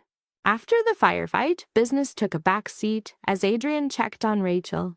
He issued crisp commands to his squad, covering everything from bullet wounds to shell shock. With hostages free and shooters cuffed, Adrian just surveyed the city like he owned it. Then Arya basically teleports in, locking eyes with the mastermind of the whole operation. He doesn't ask. He tells her, "You're all right," as he turns to face her. Was there ever any doubt? He shot back. She admitted she was freaking out for 20 straight minutes. A small smirk appeared when he called her out for ditching the garage. She retorted that she was done hiding for good. Turns out the FBI was already closing in. Today's chaos just sped up their 2-year-long case against Marcus Vance. When she assumed it was for her, he shot that down, separating his personal drive from cold, hard justice, and showed her the proof. Marcus Vance in cuffs on a newsfeed. The finality of the news hit Arya like a ton of bricks. Phase 1 was complete, but Adrian warned her the legal war was just beginning. Still, he guaranteed Marcus was finished, describing how his entire shady empire was now imploding. Daniel's future was also toast. His project dead in the water. But with her enemies completely wrecked, Arya felt nothing. Just a giant empty hole where the victory should be. And she asked him why winning felt so vacant. Adrian just watched her, pointing out that winning looks different for everyone. For some, it's about pure destruction. For others, it's about building something new. When she flipped the question on him, he went quiet for once, admitting he was still figuring that out. This tiny crack in his armor changed everything. Seizing the moment, Arya switched topics from the takedown to the tension between them, bringing up their kiss at the gala. She asked if that kiss was just another calculated move. The hard lines of his face actually softened as he said it was time for answers. He admitted it was 100% not part of the plan. He explained that after watching her turn into a ghost for 3 years, he snapped when Daniel tried to finish the job. The kiss was a total impulse, a way to remind her what it felt like to be wanted, not broken. She flat out called it a terrible reason, and he didn't even try to argue. When she said an apology would make her hate him, it showed how much she accepted his crazy methods. She let him close, a silent truce in their insane reality. She stated she wasn't some fragile thing needing a hero, which he already knew. So she asked what he needed. His answer was a black hole. For 2 years, his entire life was about avenging his brother, with zero plans for the morning after. Then it all clicked for her. Her fight wasn't revenge. It was about her need to cook, to create. His reply was a simple, God-tier command. Then do it. He laid out a new deal. He would handle the war and the money. Her only job was to get back in the kitchen. When she asked his price, he looked away, admitting he wanted his brother back. Since that was impossible, he'd settle for burning his enemies to the ground. She saw his path for what it was, an endless, toxic cycle of revenge. He basically admitted it was all he had left. Arya stood with him, calling him out, saying his vengeance was just a way to hide from being scared of who he'd be without the rage. His broken laugh told her she was right. Then she confessed her own fear that after 3 years, the artist inside her might actually be gone. His answer was 2 words of pure conviction. "It isn't." "You can't know that," she said, "but I can." He argued that real talent never dies. It just gets buried under life's garbage. He turned to her, intense. "The artist in you is sleeping, not dead. You just shut her down." "And if I fail?" He scoffed. "Failure is a moment, not who you are. You just go again." He admitted he fails constantly. His only trick is that he never quits. With a hollow smile, he gave his order. "Tomorrow you cook. You remember that fire. Nothing else matters." Arya just stared, trying to believe him. She wanted to believe him, but life had taught her better. Then her phone buzzed. It was Maya. Marcus Vance was officially in custody. Her reply was short. "It is done. Are you okay?" "Getting there. Your parents would have been proud." That last message hit her like a lightning bolt. Her parents never saw what she became. They died believing in her. A sudden urge took over. "I have to go to their graves," Arya declared. Adrian didn't miss a beat. "I'll arrange it. Privacy, security, it's handled." "Thank you." "Why?" he asked. "For giving me the chance to fight back. For thinking I was worth it." He shook his head. "You saved yourself, Arya. I just supplied the hardware." The truth wasn't that simple, but she was breathing. Her heart was beating. That had to mean something. The next day, she saw her old restaurant, Ember, for the first time in 3 years. It was bigger, slicker. Daniel had sunk cash into it, making it look successful. But the bones of the place were hers. Adrian stood beside her. "Ready?" "No." "Excellent." "The most important moments happen when you're not," he said. They walked in. The inside was new too, but her core design was still there. The open kitchen, the curve of the bar. A chef looked up, her eyes widening. "You're Arya Bennett." "I am," the chef gushed. "Your early menus. I've studied them. They're brilliant." She introduced herself as Sarah Chen, the head chef. "Or I was," she added with a smirk. "As of 10 minutes ago. Daniel's been screaming about lawsuits and firing us all morning." The relief on Sarah's face was obvious.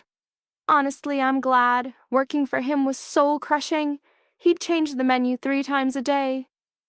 "That's Daniel," Arya agreed. "Are you taking over?"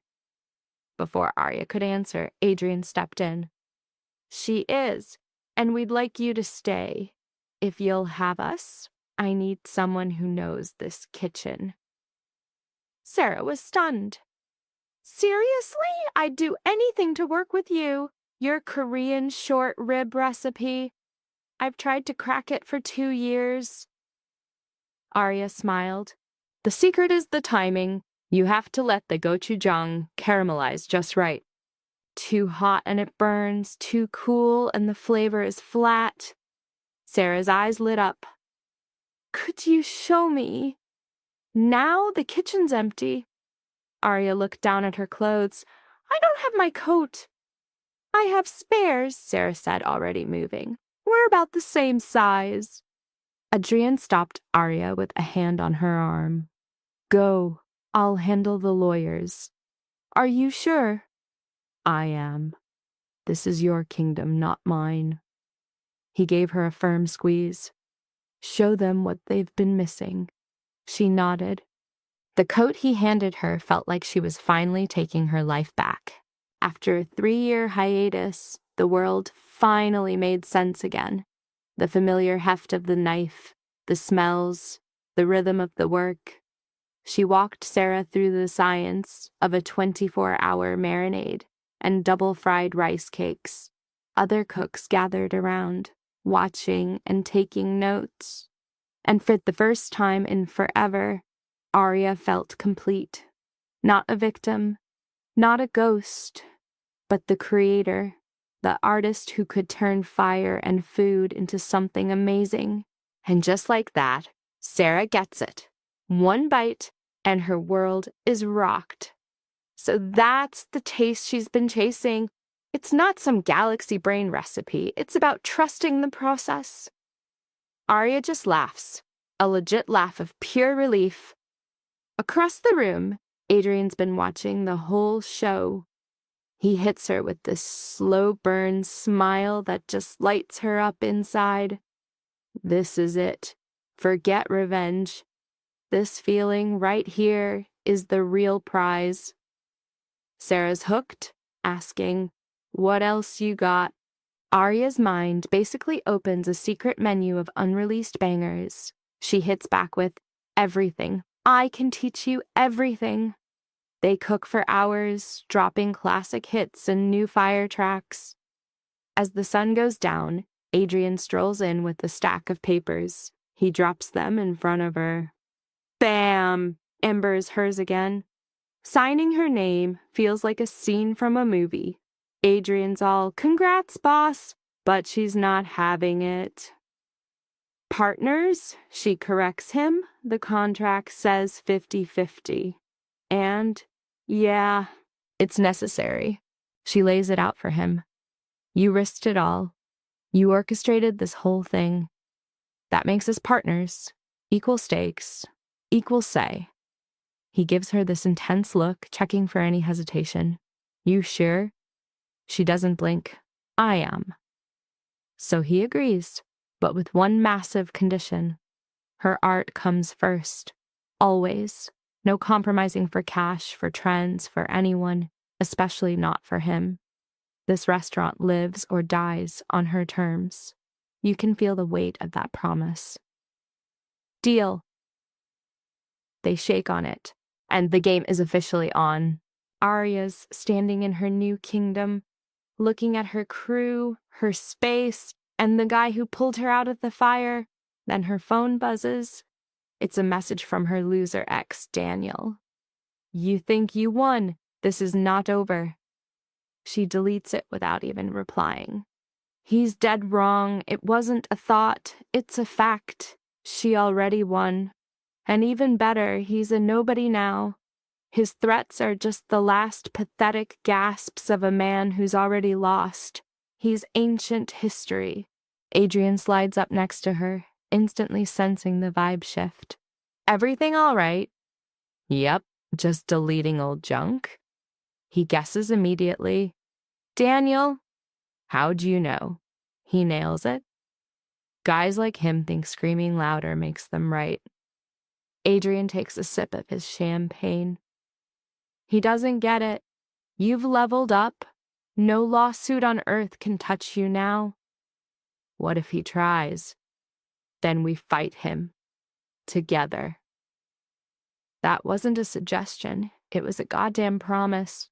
She's not fighting alone anymore. But after everything, promises feel like smoke. Adrian sees the doubt in her eyes and puts his glass down to get real with her. "I'm not Daniel. I'm not here to take what you've built."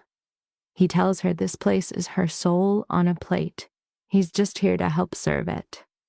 When she asks why, he drops a bomb. 2 years ago, his brother died, and the grief turned him into a pure revenge machine. He pauses. "Watching you take your world back, it showed me there was another way out, besides just burning everything down." So, was she just his rehab project? Nope. He says it was a two-way street. He needed purpose beyond pure destruction, and she needed a shield. A perfectly balanced deal. Arya's heart is hammering. With the fight over, he throws out a new mission. Build. "You'll create the best restaurant in this city, and I'll build an empire." Then he leaves a little cliffhanger. And maybe. Maybe what? "Maybe," he says, "we find out if this thing between us is real, or just a product of the war zone." The honesty is insane. Right there, on her home turf, surrounded by her people and the guy who made it happen, something inside her just clicks. The risk suddenly looks different. She accepts the partnership. And for the first time, Adrian gives a real, genuine smile, looking years younger. He leans in and kisses her, but it's slow, a question, not a command like before. The second he pulls back, the whole kitchen crew erupts in cheers. Sarah yells that the tension has been killing them for weeks, making Arya blush like crazy. She tries to deny it, but gets drowned out by laughter, even from Adrian. The chemistry is undeniable. For Arya, it's a breakthrough. The first hit of pure happiness she's felt in 3 long years. This isn't about her enemies losing. It's about her winning herself back with this new family. A text from her friend Maya confirms a visit for the opening. Arya shoots back that they'll be ready in 2 weeks, adding a heart before looking back at the massive challenge ahead. When she questions the insane timeline, his answer is pure, uncut faith in her. She points out how certain he is, and he just says her own spirit made him that way. Her friend Sarah raises a glass to Ember, to new beginnings, and to Arya, finally getting what she deserves. In that moment, surrounded by her crew, Arya feels a deep, profound quiet. Not the quiet of surrender, but the silence after a long, brutal war is finally won. She felt totally safe in the life she'd clawed back, her identity locked down tight. That feeling lasted for exactly 6 days. Arya's in the zone, perfecting a new dessert, when Adrian's head of security just appears. His face is a stone-cold mask of business. He calls her Miss Bennett, and that formal tone is a massive red flag. She puts her spoon down and asks what's wrong. He just says Mr. Voss is waiting for her upstairs in the office. She finds him staring out the window, his shoulders locked in that all-too-familiar crisis mode. "Tell her," he says without turning. The security chief hands her a plain envelope. No return address. Inside, there are surveillance photos of her and Adrian from the last week. A typed note is clipped to them. "You took something that belonged to us. We will take something that belongs to you." An ice-cold dread floods her veins. Who is this? His best guess? Allies of Marcus Vance. Guys he ruined. They're being watched. He admits his own team missed the surveillance, which means these guys are pros, probably ex-spooks. Then he shows her his phone. A new message sent 5 minutes ago. The picture makes Arya's stomach drop. It's her sister Maya walking into her apartment, completely oblivious. "It's another threat against my sister." "No," Adrian corrects, his jaw clenched. "It's a warning. It's a display of how far their reach is." He admits the war is far from over. She thought putting Marcus in a cage was the end. An organization like that, he tells her, doesn't die when you cut off the head. It just grows a new one. He admits he miscalculated the blowback. When she asks what's next, he says they're beefing up security and fast-tracking a certain project. On his screen are Vance's hidden accounts. They found it. A payment of $500,000 to a company called Titan Security, made the same week her parents were killed. 3 days after that payment, they were gone. 2 days after they died, a final payment of $250,000 hit Titan Security's account. The memo was simple. 4 services rendered. The company is still up and running. The world tilts as Arya puts the pieces together. The people who murdered her parents are now hunting them. Marcus Vance just ordered the hit. Adrian explains. Titan was the weapon. Until every single piece of that machine is broken, we'll never be safe. The war wouldn't be over until the men who killed her parents were eliminated. "We're not unmasking them," he said, his face dead serious. "We're going inside their whole operation. And for that to work, I need you to trust me completely, no questions asked." He warned her the plan was sketchy as hell, borderline illegal, and gave her a chance to bail. Arya dropped into a chair, her legs giving out, ready to hear the crazy pitch. Titan Security, he explained, is an invite-only club. You can't get in without a referral from a current member. And get this. He says Daniel's family used them 3 times in 5 years to take out business rivals. "I don't need Daniel," he finished. "I need you." That line hit her like a ton of bricks. Then he laid out the whole insane strategy. With Daniel broke and about to be indicted, the guy's a cornered animal. Dudes like him don't take the L, they get even. So they'd give him a new target, her. They'd juice up his rage, trick him into thinking he could get his reputation back by publicly destroying her. When he inevitably calls Titan to do the dirty work, they'd be waiting to snatch the signal, trace it back to the big boss, and gut the entire organization. "You want me to be the bait," she said, the cold reality hitting her hard. He spun it a different way. This was her shot, he argued, to finish the war her parents started, to make damn sure these assassins never destroy another family. Leaning in, his voice got low. "The risk is off the charts. I can't make you do this." Her mind was racing. It was a total long shot, a plan that only works if she can survive being bait for professional killers, with only Adrian's invisible army to protect her. But her parents died fighting this exact evil.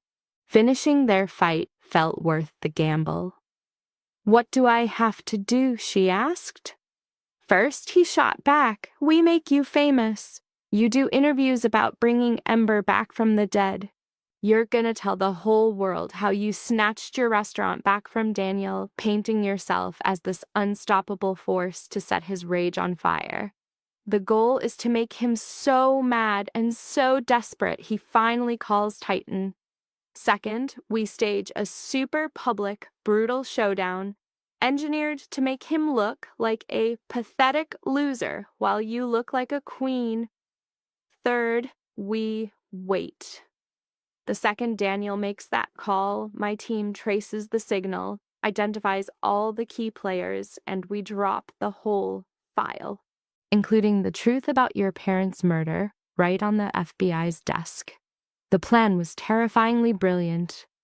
"What if Titan makes a move before he calls?" she asked. He laid out all the backup plans and escape routes in a calm, steady voice. Then his tone changed, and he swore he would protect her, a promise she knew was a nice thought, but ultimately just words. He rephrased it, vowing to use every last resource he had as her shield and, if the opening came, to burn their entire network to the ground. Her eyes went back to the photos, a cold, hard reminder of the stakes. She finally said what they were both thinking. The endgame is already here. He just gave a grim nod. A cold resolve to see this psycho plan through to the end settled over her.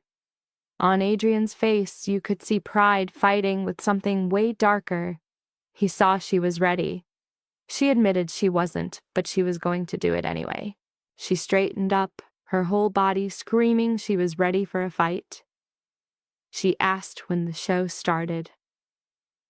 "Tomorrow," he said, "a food critic from the Times is set to review Ember, and Arya's job was to tell the absolute savage truth." She knew instantly what that meant. This was painting a bullseye on her back. He corrected her.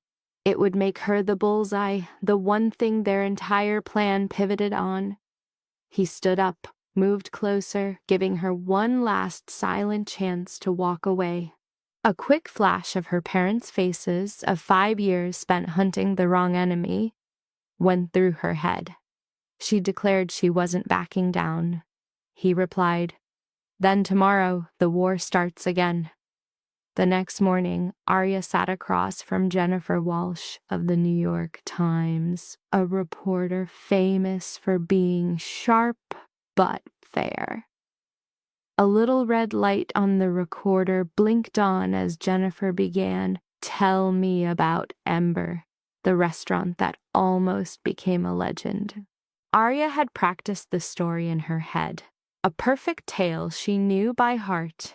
But now, with the fight about to go public, her mouth went completely dry. 3 years ago, I was the one and only brain behind every single thing in this place.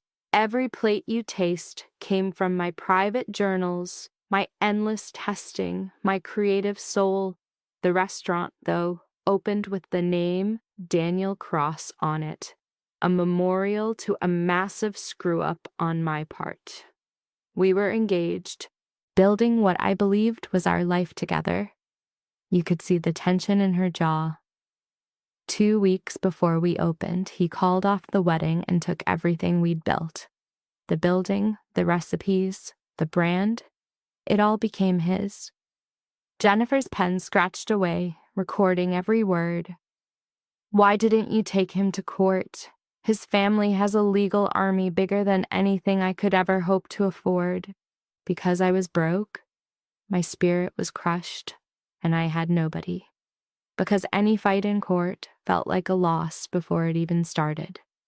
What was the turning point? Arya's eyes found Adrian, who was standing like a statue near the kitchen door. He gave her one solid nod. I stopped running from him in fear. I refused to let him keep being the author of my life story. She locked eyes with Jennifer. Daniel Cross is a marketing genius, a master at spinning a story people want to believe. But he is not a chef. He has never had that in him. Every piece of praise Ember ever got was built on the back of my stolen work. Those are some heavy accusations. They are also facts I can prove. I have every original design doc, every research notebook, all our digital messages, and the video diaries from our entire development process. The proof that these ideas are mine is solid rock. Jennifer leaned forward, the air thick with the bombshell she just dropped. And now you're taking the restaurant back? With support from Adrian Voss, an equal partnership was formed. The new Ember wouldn't just be a comeback, but a complete reinvention, all under her control and with her name out front. No one knew how Daniel would react, but his constant stream of legal threats showed a guy who was totally losing his grip. The question of payback was her official entry into the war zone. Daniel's first try at systematically destroying her was a total flop. A second try, she hinted with a tiny smile, was more than welcome. This time, not only was she ready for him, she was no longer fighting him by herself. The interview continued, but the talk about food and philosophy was just cover for her declaration of war. They were just filler questions. The real mission was accomplished. The story was about to be everywhere. Arya Bennett taking back her legacy from the man who stole it. The story was a classic tale of the underdog getting justice. The setup was flawless, and Daniel would read every single word, feeling the sting of being shamed in public. He would then have no choice but to call the only people he thought could fix his wrecked reputation. After Jennifer left, Adrian came back with his head of security. The bait had been swallowed. The article was going live tomorrow morning. His phone was their eye in the sky. His surveillance crews were already digging through Daniel's entire digital life. They would know the instant he reached out to anyone on their blacklist. How long until he called Titan? A few days, maybe a few hours, if his ego was as fragile as they thought. The next moves were laid out. They'd trace the call, map out their entire digital network, and hand the file over to the FBI, a package with enough evidence to force them to act. The plan sounded way too simple, something she knew it wouldn't be in reality. Arya's phone buzzed. A text from Maya. The preview was up, her accusation out there for the world to see. She texted back that it had to be done, warning her to be careful. Daniel wasn't the kind of guy who handled losing well. Maya got it, texting that she was counting on him being that predictable. A bunch of stressed-out emojis followed. Because of this, Maya was changing her flight, landing tomorrow morning, and she wouldn't listen to any arguments. Arya's smile was a small victory against the growing dread. She gave in, but only if Maya had full security at Adrian's place.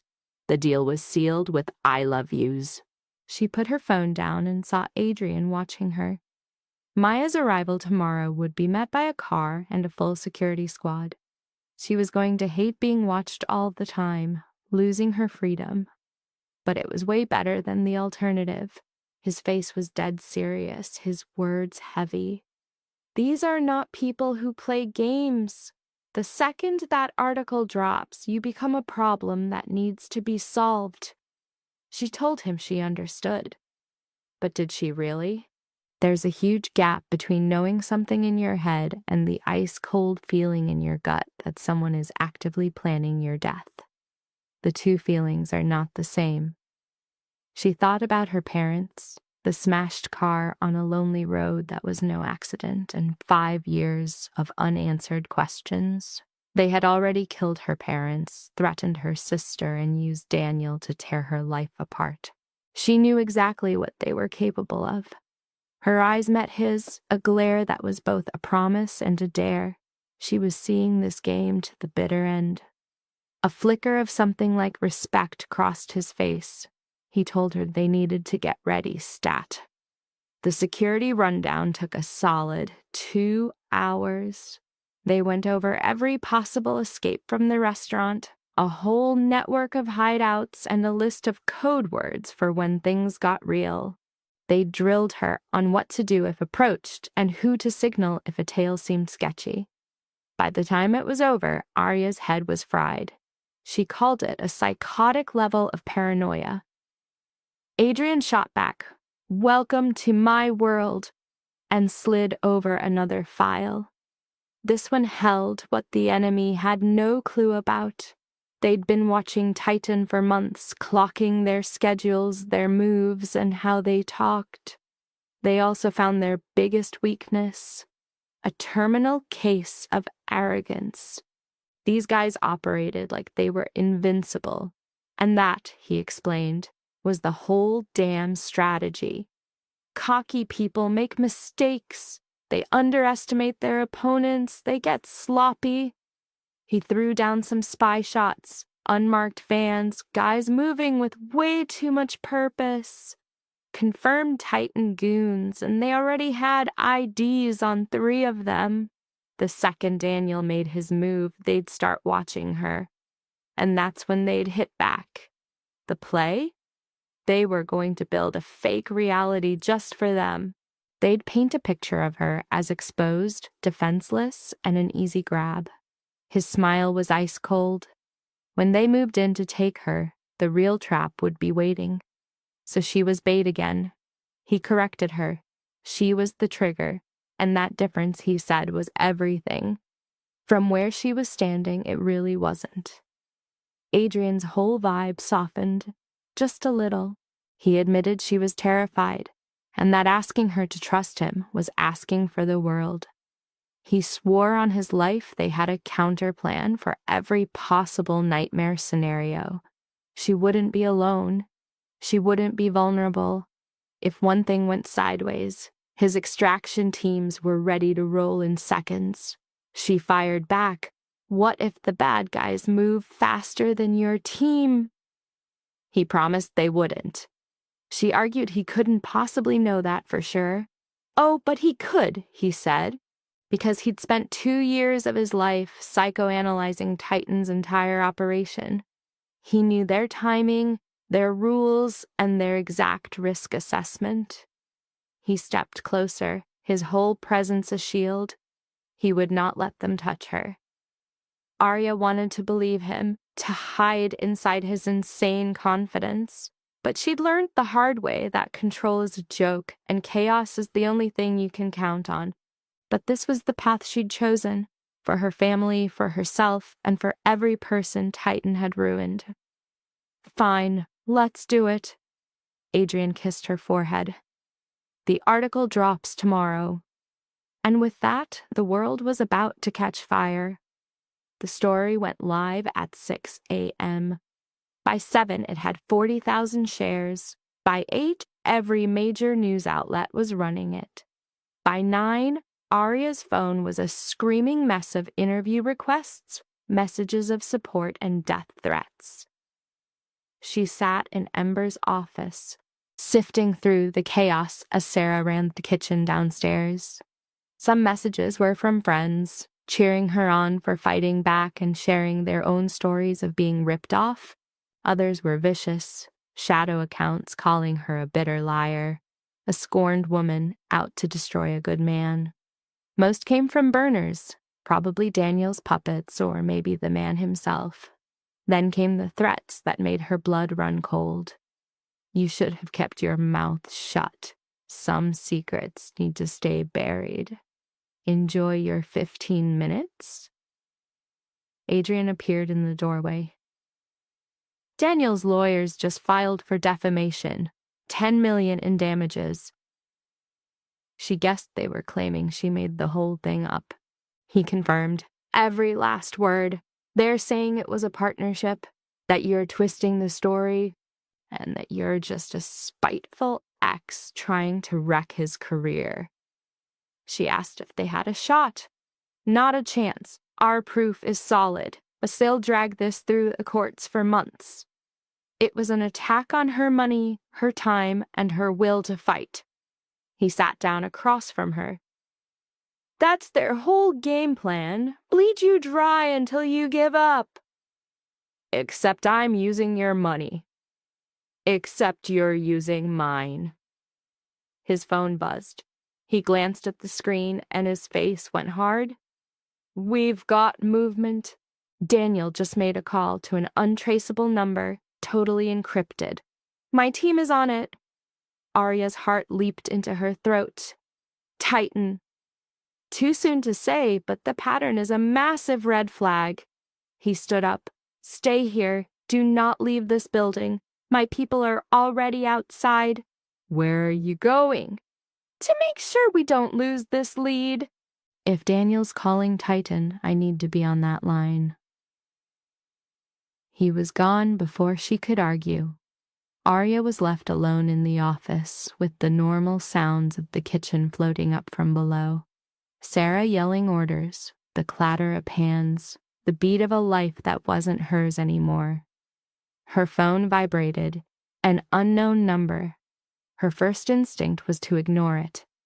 But something deeper, something primal, made her pick up. Arya Bennett. The voice was male, flat, with zero emotion, and totally new to her. Who is this? Someone who wants to help. I know about your little op. I know you're trying to bait Titan security. A jolt of pure ice shot through her. I have no idea what you're talking about. Yes, you do. And I'm telling you to stop, because you're walking into a hurricane you can't even imagine. Who are you? A former operative. Someone who got out before my soul was completely gone. A beat of silence. They know about your plan. They know you're the bait. And they have zero interest in playing your little game. How could they know? Because they aren't idiots. And because Adrian Voss isn't the ghost he thinks he is. The man's voice dropped. Listen to me very carefully. Titan's protocol isn't what you think. They don't wait for a contract. They practice preemptive threat removal, and right now you are the biggest target on their board. Arya's hand started to shake. What did that mean? It meant they weren't waiting for Daniel's green light. They were coming for her on their own. Tonight, tomorrow, but it was happening. Why are you telling me this? Because I've seen what happens to people who get in their way. And because you remind me of someone I failed to save. A heavy pause. Get out of the city, grab your sister, and disappear. It's the only way you survive. That's not possible. Then you're already dead. My condolences. The line went dead. Arya stared at her phone, her heart hammering against her ribs. It was a fake out. It had to be. A play to make her run. But what if it was real? She dialed Adrian. He picked up the first ring. What's the situation? Some guy called me, said he was ex-Titan. He said they're not waiting for an order. They're coming for me right now. The line was just static. Then, stay exactly where you are. I'm sending a team to you. Do not leave that room. Do not let anyone in unless they're my guys. Adrian, I'm not kidding. No one else? I'll be there in 10 minutes. He hung up. Arya locked the office door, sliding down against the wood. Her mind raced. This could be a head game, something to make her panic, to make her bolt, or it was the real deal, the final warning before the lights went out. Either way, she was trapped in this building, a prisoner in a war she started but couldn't control. Heavy, fast footsteps pounded up the stairs. She grabbed a letter opener from the desk. A pathetic weapon against a pro, but better than nothing. A knock. Ms. Bennett, it's Jenkins. Mr. Voss sent me. Jenkins, Adrian's head of security, the guy from the garage. But the voice was all wrong, too high, too thin. Give me your verification. Ma'am, we don't have time. Prove it, or this door stays shut. Silence. Then, Mr. Voss told me to say that the first time he saw you, you looked like someone who forgot they were supposed to be alive. The words hit her like a punch to the gut. Adrian had said that to her. The night he told her why he was helping. She threw the lock. The man standing there wasn't Jenkins. He was younger, his eyes were colder, and a gun was strapped to his hip. Arya tried to slam the door shut, but she was a split second too late. He jammed it, shoving his way inside. Don't make a sound! Don't fight! This can be easy! She lunged with the tiny blade. A wild, desperate move. He grabbed her wrist, twisting it with expert force until the opener clattered to the floor. I said, don't fight. Who are you? Someone who gets paid to fix problems. He pulled out a pair of zip ties. We're going for a little walk. Nice and quiet. You scream and I'll clean out that entire kitchen. You got that? Arya's brain was doing calculus at light speed. A scream meant Sarah was dead. Fighting back meant they all got smoked.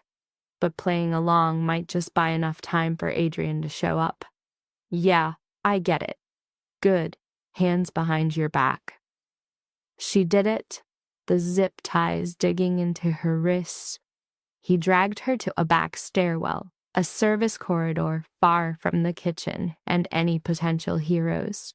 This was her master plan going up in flames the moment she became just another statistic. He gets to the alley door, pushes it open, and bam! Plot twist. Adrian is standing there with 6 guys, all armed, all aiming right at him. Let her go. Adrian's voice was pure ice. Now. The goon holding Arya froze, his mind totally short-circuiting. He already had his piece pressed against her spine. I walk out of here, or she gets it. You're dead either way. The only question is whether she dies with you. You're bluffing. Try me. Adrian's face was a stone mask. You've got 3 seconds. Let her go, or you'll find out what happens when you mess with my assets. The guy's grip tightened, then suddenly went slack. He shoved Arya forward. She stumbled right into Adrian's arms.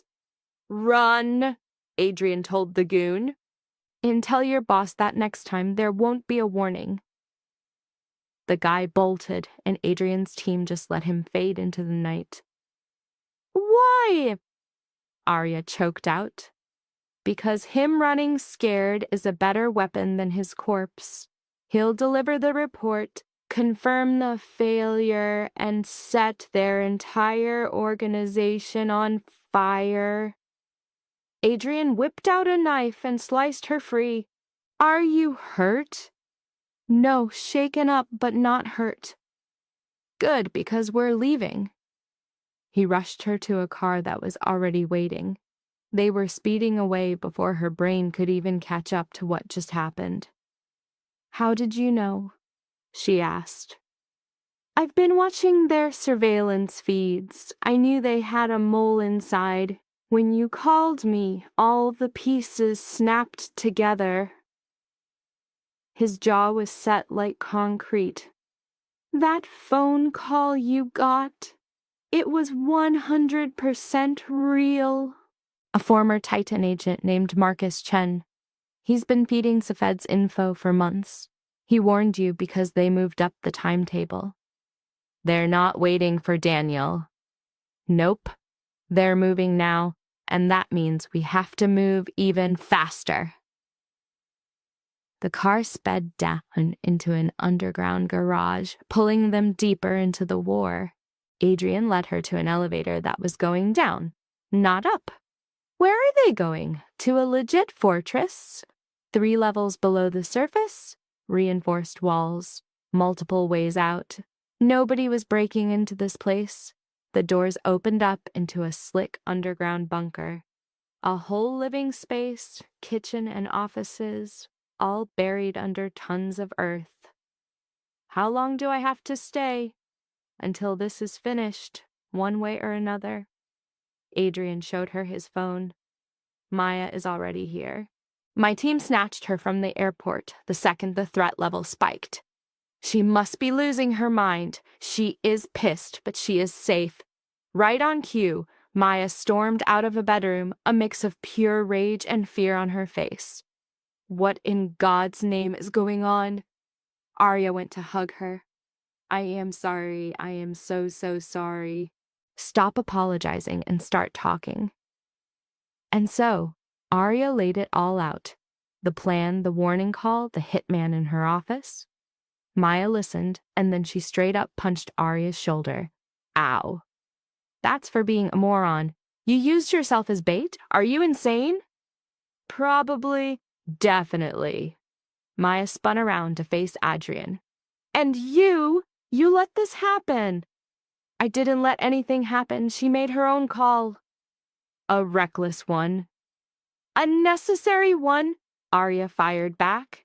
These are the people who killed our parents, Maya. They're still out there hurting people. Someone has to make a stand. Someone, not you. Yes, me, because I have the evidence, the history, and the drive. She looked her sister dead in the eye. And if I don't finish what our parents started, who the hell will? Maya's anger just fizzled out. I can't stand to lose you, too. You won't, I promise. You can't promise that? No, but I can promise I'll use every single thing I have to come back. They hugged it out while Adrian was glued to his phone, making calls, coordinating his team, and planning the next stage of the war. At last, he hung up and faced them. Marcus Chen, the informant, just gave the FBI the whole damn database. Names, contracts, financials, every Titan operation for the past 10 years, including the file on your parents. A knot tightened in Arya's chest. That's good, right? It's the best possible news. It means federal teams are raiding every known Titan hideout right now. They're making arrests as we speak. So, it's over. Not totally. Titan's leadership is still in the wind, and they know their empire is crumbling, which makes them cornered, desperate, and extremely dangerous. So what does that mean for us? It means we stay down here until the Bureau confirms every target is in a cage. That could be hours, or it could be days. Maya just collapsed onto the sofa. This is insane. This is justice, Adrian shot back. It's messy, brutal, nothing like the movies, but it's justice. His phone buzzed. He took the call, listened, and his entire demeanor shifted. I understand. Stay in touch. He ended the call and looked right at Arya. They've got the guy who came into your office. He's in custody, and he's talking. Talking about what? Everything, his boss, how they were tracking you, the whole organization. A cold smile spread across Adrian's face. He's giving up Titan's entire command structure to get immunity. This will all be over by morning. Arya's legs felt like they were about to give out. She sat down next to Maya, her hands shaking. It's really over. Not yet, but soon. Maya grabbed her hand, her grip like steel, as Arya waited in a bunker deep underground with her sister and the man who orchestrated her revenge, waiting for the chaos on the surface to finally burn out. 3 hours later, Adrian got the call. The FBI had 12 people in custody, including Titan's founder and the man who signed off on her parents' murder. It was done. Arya got to her feet as Adrian broke the news, walked to the bathroom, locked the door, and finally let herself completely break down for her parents. For the 5 years she thought their deaths were a tragic accident, for all the grief she had to swallow when she thought justice was impossible. She cried until her throat felt like sandpaper and her eyes burned until she was completely hollowed out. Then she splashed water on her face, stood up straight, and walked back into the room to face the future. Because this wasn't an ending, it was a new beginning. When Arya walked back into the main room, the silence between Maya and Adrian was thick enough to choke on. Her sister spoke first. "Are you okay?" "No, but I will be." Arya's voice was a rasp. "So, what's the next step?" Adrian stood up, pocketing his phone. "Now the FBI processes the suspects, builds their case, and we get ready for the next phase, which is your testimony. You'll need to give a full statement on your parents' investigation, what they found, and everything that happened since." The thought of digging up all that trauma again made her want to puke, but she nodded. The timeline was immediate. They had to move fast to get ahead of Titan's lawyers. He paused, then dropped another bombshell on the situation. Daniel had been arrested. Arya's lungs seized up. The charge was conspiracy, and it was backed up by way more than just a few texts.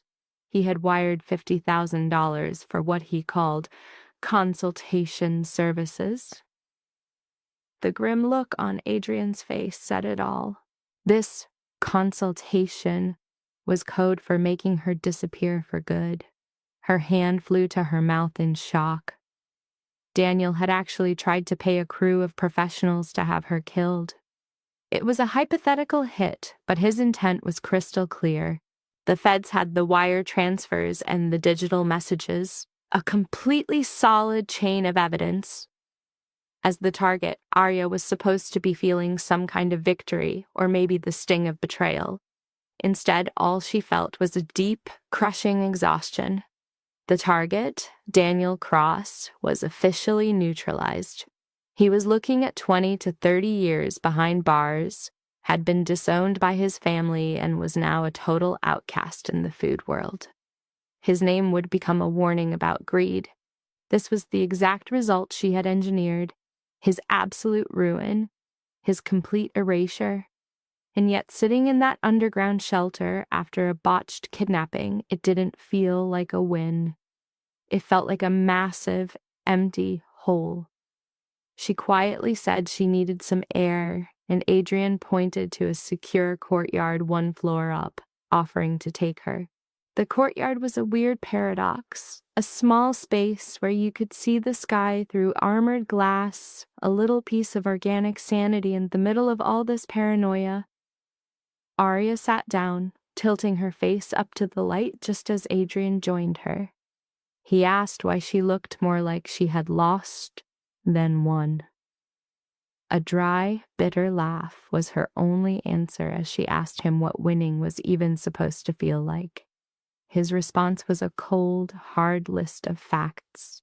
She had taken down the organization that murdered her parents, removed the guy who hijacked her entire life's work, and had taken back her future. Objectively speaking, this was a massive success. She then laid out the real problem. Then why do I feel so empty? Adrian just watched her, trying to figure out the disconnect. He dropped a truth bomb. Revenge doesn't heal trauma, it just puts a fence around it. She called him out for repeating himself, and he was like, yeah, 'cause it's always true. Taking out the bad guys doesn't bring back what you lost. It just stops you from losing more. Arya just soaked it all in, feeling the sun. Her parents were still gone, and she'd torched 5 years of her life. No amount of justice could change that. He agreed, but then he slid in with a new take. Her warpath gave their deaths meaning. They were casualties in a battle against a corrupt system. She didn't start the fight, but she damn well finished it. Even though it felt like nothing now, he promised that was just the adrenaline dump. Soon, she'd wake up to actual, legit freedom. For the first time, nobody owned a piece of her. But believing that, feeling that the massive void inside would ever shrink, that was a tough pill to swallow. After 3 years of pure survival mode, she knew hope was a sucker's bet. She even questioned if she was broken, if she'd forgotten how to just be a person. Adrian turned her to face him, his eyes scanning her like a diagnostic tool. He laid out the game plan for her reboot, one step at a time. Tomorrow, she wasn't cooking to survive or prove a point. She was gonna cook just for the hell of it. That one simple act, done over and over, would be the thing that finally kicks Daniel and Titan out of her head. She'd just be living.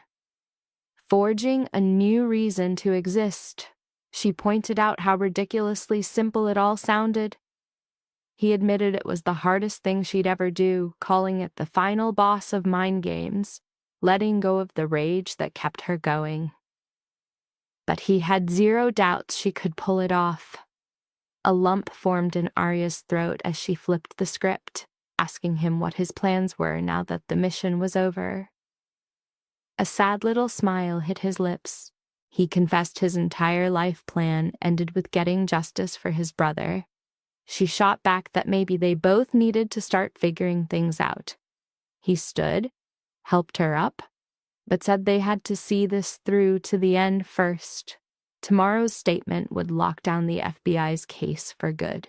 Then, she added under her breath, they could figure out who they were when they weren't just survivors. Back inside, her sister, Maya, was glued to her phone. Arya checked in, asking if she was good. Maya said she was getting more emergency leave, thanking her lucky stars for a cool boss. She wasn't going anywhere until this was all over.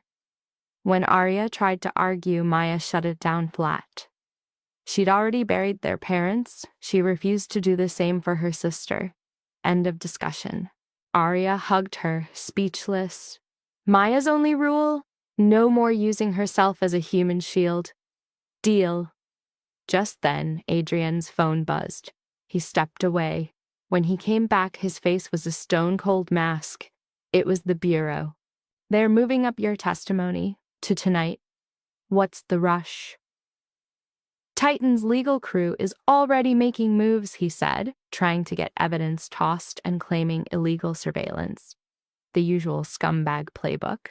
The faster your story is on the record, the less ammo they have. A cold dread twisted in Arya's gut. Tonight?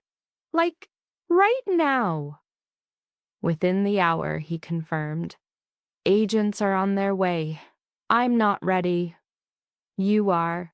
You've been unknowingly training for 5 years.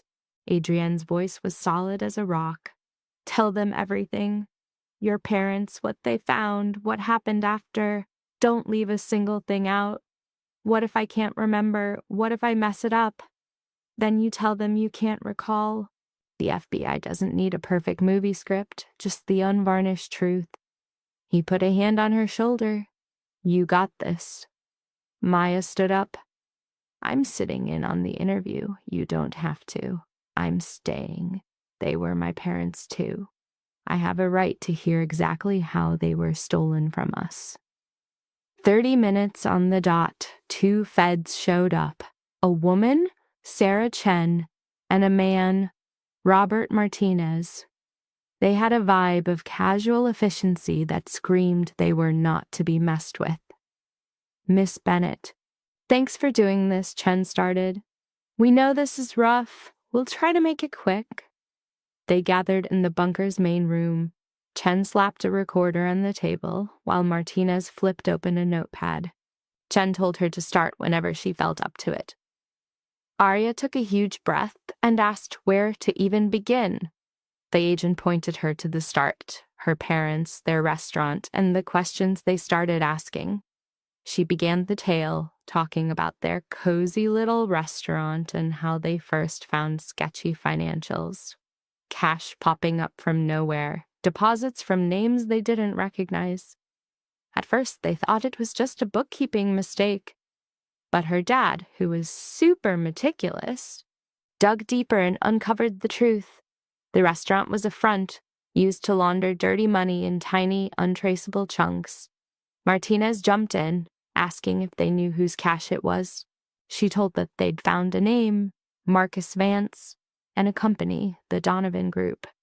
They had gathered a mountain of proof, ledgers, transaction slips, and were about to go to the cops.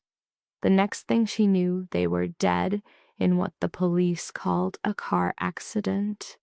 The report blamed slick roads, but she knew her father drove like a grandpa, and it had barely even rained. Chen leaned forward, completely locked in. She asked if Arya thought it was murder back then. Arya confessed she didn't want to believe it, but too many things were sketchy, like how fast the investigator wrapped it all up. When she pushed for answers, all she got were brick walls. When asked if she was threatened, she said it wasn't with direct words, but with a crystal clear message. Drop it, or you're next. The agents then shifted to Daniel Cross's involvement. Arya's fist tightened. He was her boyfriend when her parents died, acting all supportive while secretly killing any attempt she made to look into the crash. Looking back, it was obvious he was playing her the entire time. She thought he was protecting her from more pain, but he was really just protecting himself. Martinez scribbled that down, asking what made her so sure. She explained that a year after they died, Daniel brought in new partners tied to the Donovan Group, investors who wanted to expand like crazy. The second she started asking where all this new money came from, he dumped her and took over the restaurant completely. When they asked if she believed this new cash was connected to her parents' murder, she didn't hesitate. She laid out the deal she figured he'd made. He got the capital he was desperate for, and in exchange, the mob got a legit business for their operation. She was the one loose thread left. Agents Chen and Martinez shared a quick, loaded glance. Chen noted how serious the accusation was and asked for proof. Arya admitted she had nothing concrete, just a whole lot of coincidences that painted a very ugly picture. But, she added, Adrian had the hard evidence. The money trail linking Daniel's new partners directly to Marcus Vance and Titan Security. The agent confirmed they'd need every single one of those documents, and Arya promised the whole file was ready to go. The interview dragged on for another hour, digging into the gala, Adrian's part in it all, the threats, and the kidnapping attempt. By the end, Arya looked completely hollowed out, like every drop of emotion had been wrung out of her. Chen snapped her notebook shut, thanked her, and confirmed her testimony was the nail in the coffin. When asked if it was enough to put them away, Chen confirmed that with Marcus Vance's story and all the financial data, their case was a fortress. They could hit them with a laundry list of charges, from money laundering to conspiracy. She paused, then added that it was her parents' questions that started this whole avalanche. If they hadn't started digging, Titan's whole criminal empire might have stayed hidden forever. A weight Arya had been carrying for years just shattered. Their deaths weren't for nothing. They didn't die for a mistake. They died trying to blow the lid off a global crime ring, and you just finished what they started. This is a huge win. After the agents took off, Arya just sat there in total silence. Maya was crying softly beside her. Adrian hung back by the window, giving them their space. "I wish they could see this," Maya finally whispered. "I wish they knew they got justice." "Maybe they do." Arya grabbed her sister's hand. "Maybe somewhere they know we didn't give up. That you never gave up." "I ran away to Seattle and tried to forget." "You stayed and fought. That's never nothing." They just held each other as 5 years of crushing weight finally began to lift. Adrian's phone went off. He checked the screen, then looked over at them. The FBI just put out a press release confirming the arrests and detailing the case. They're naming your parents as the ones who first uncovered Titan's money laundering scheme. He held out the phone. The headline was a bombshell. "Massive criminal network dismantled after 5-year investigation initiated by murdered restaurateurs." Arya read the sentence, then read it again. Her parents were finally getting the credit they deserved. They weren't being remembered as victims, but as the heroes they were. "They're going to be famous," Maya said, her voice thick with emotion. "They'll be remembered," Arya corrected her gently, "for choosing to do the right thing no matter what it cost them." And just like that, her phone started blowing up. A storm of notifications from friends she hadn't heard from in ages, old coworkers, even total strangers, all of them dropping congrats, saying thanks, calling her a hero. She just powered the damn thing off. "I don't want to be brave. I just want this nightmare to end." That's when Adrian slid in. "It is. After tomorrow's hearing, you're done with this. The Bureau has everything they need.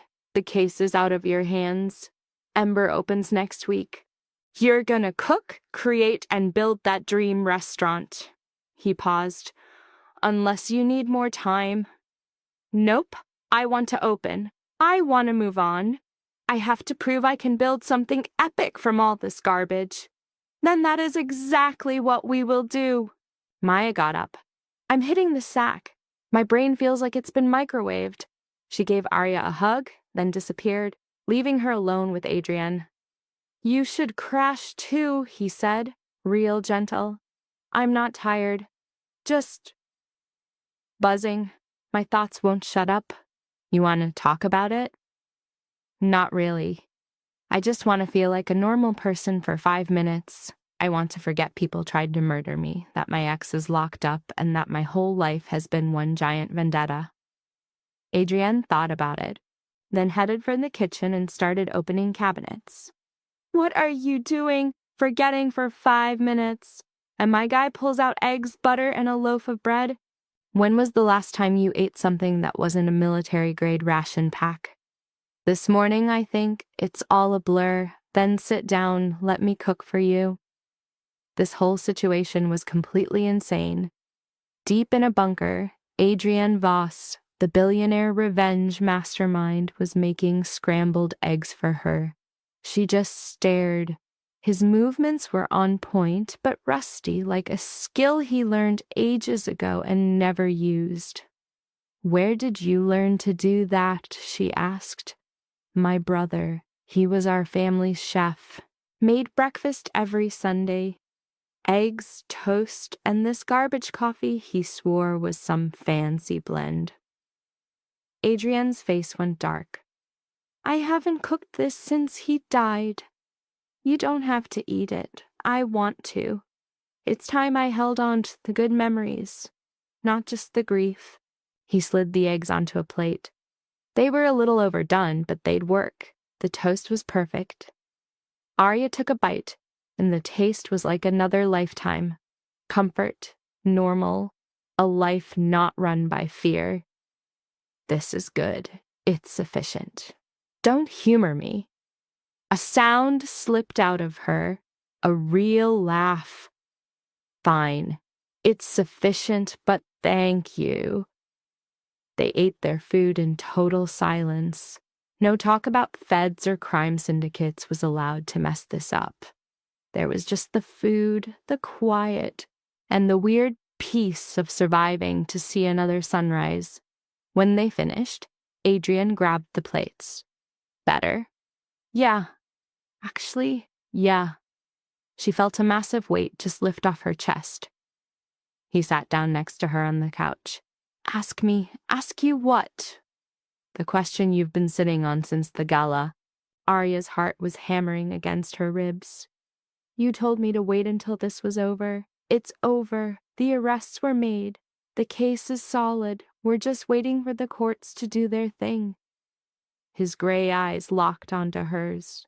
So ask me, was it real? The kiss and everything after it? Or was I just another chess piece to help you get your checkmate? Adriana's gaze didn't flinch. It was both. The straight-up honesty hit her like a punch. Explain. In the beginning, you were an asset. A way to get to Daniel and Marcus Vance. You were a means to an end. He paused. But somewhere between that night and now, you became something else. You became someone I started to care about, not just a tool I was using. When you walked into that meeting, when you stood up and dropped the truth, even though you were terrified, you chose to fight instead of run. He reached out and took her hand. You were a reminder that strength isn't about not having fear. It's about acting in spite of it. That is a very fancy way of saying you used me and then caught feelings. Yeah, basically. A small smile appeared on his lips. I'm not good at this, at being straight up about what I want instead of just taking it, but I'm trying to learn. And what is it that you want? Honestly, I want to see where this goes. I want to find out if what we have is real or just a bond forged in trauma. I want to build something that isn't based on revenge. He gave her hand a light squeeze. But only if that's what you want too. Arya looked at their hands clasped together, seeing everything they'd survived, the fear, the manipulation, the high-stakes gambles, and under it all the spark of a real connection, the way he had protected her, trusted her, and brought her back to herself. I want that too. But I need you to promise me one thing. What's that? No more secrets. No more master plans you don't tell me about. If we're going to do this, we do it as equals, as partners, not as a mastermind and his pawn. Deal. No more secrets. He pulled her closer. Anything else? Yeah. If you ever use me as bait again without my permission, I will figure out how to poison your food, slowly and painfully. Adrian's laugh was a rare thing, completely unguarded. A deal was struck. No more unapproved schemes. The kiss that came next was nothing like the calculated show at the gala. It was slow, real, raw, and human. As they broke apart, Arya rested her forehead on his. This was a spectacularly bad idea, a fact they both knew. They were a textbook case of mutual damage. Two traumatized, messed up people with serious attachment issues and a shared knack for complicated revenge. His smile was warm, like he had a theory. Maybe their shared brokenness was the one thing that could actually make them whole. They got the darkness in each other, that need for justice. Or maybe they were just too shattered to know what a healthy relationship looked like. That was also a very real possibility, as he gently tucked a piece of hair behind her ear. The only way to find out was to test it. They would try to have a connection. They would probably fail in a blaze of glory. Then they'd regroup and try again. It was a plan. A buzz from Arya's phone, which she'd turned back on out of habit, broke the moment. A text from Jennifer Walsh at the Times said an article about her parents was now online. She tapped the link, and a headline just sucked the air out of her lungs. The couple who died fighting corruption. How Helen and Robert Bennett's investigation led to the downfall of a criminal empire. The article laid out their lives in detail: the restaurant, the secret investigation, the proof they found, and the official story of an accident that their daughter had completely demolished. The article painted them as heroes, regular people who stood up to a special kind of evil and paid the ultimate price. They are finally telling their story, Arya whispered. Adrian read the words over her shoulder. They earned this ending, he said, to be remembered like this. If only they could see it. In you, they do. In the world you've made, and how you absolutely refuse to back down from injustice. He held her tight.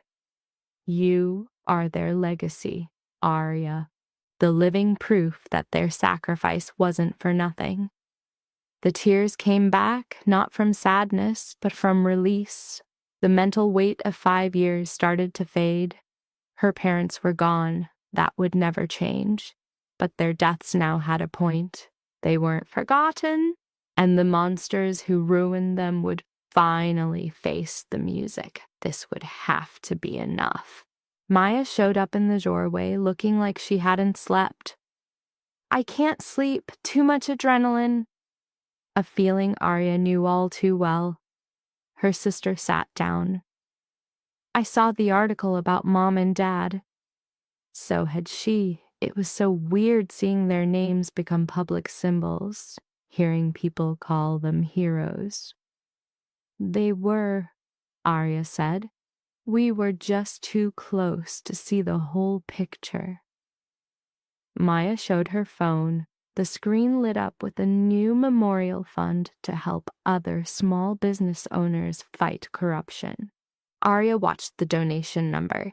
In just 3 hours, it had shot past $200,000. Their impact was still being felt. Yeah, they are, Maya agreed, wiping her eyes. I am so proud of them. And I am so proud of you for finishing their work. I wasn't alone. But you finished it. That's what matters. The three of them sat there in silence, a small squad of survivors who had beaten impossible odds. They had turned grief and anger into something that mattered. A buzz from Adrian's phone cut through the quiet. He looked at the screen and stood up. The FBI had confirmed it. Arraignments were set for the morning.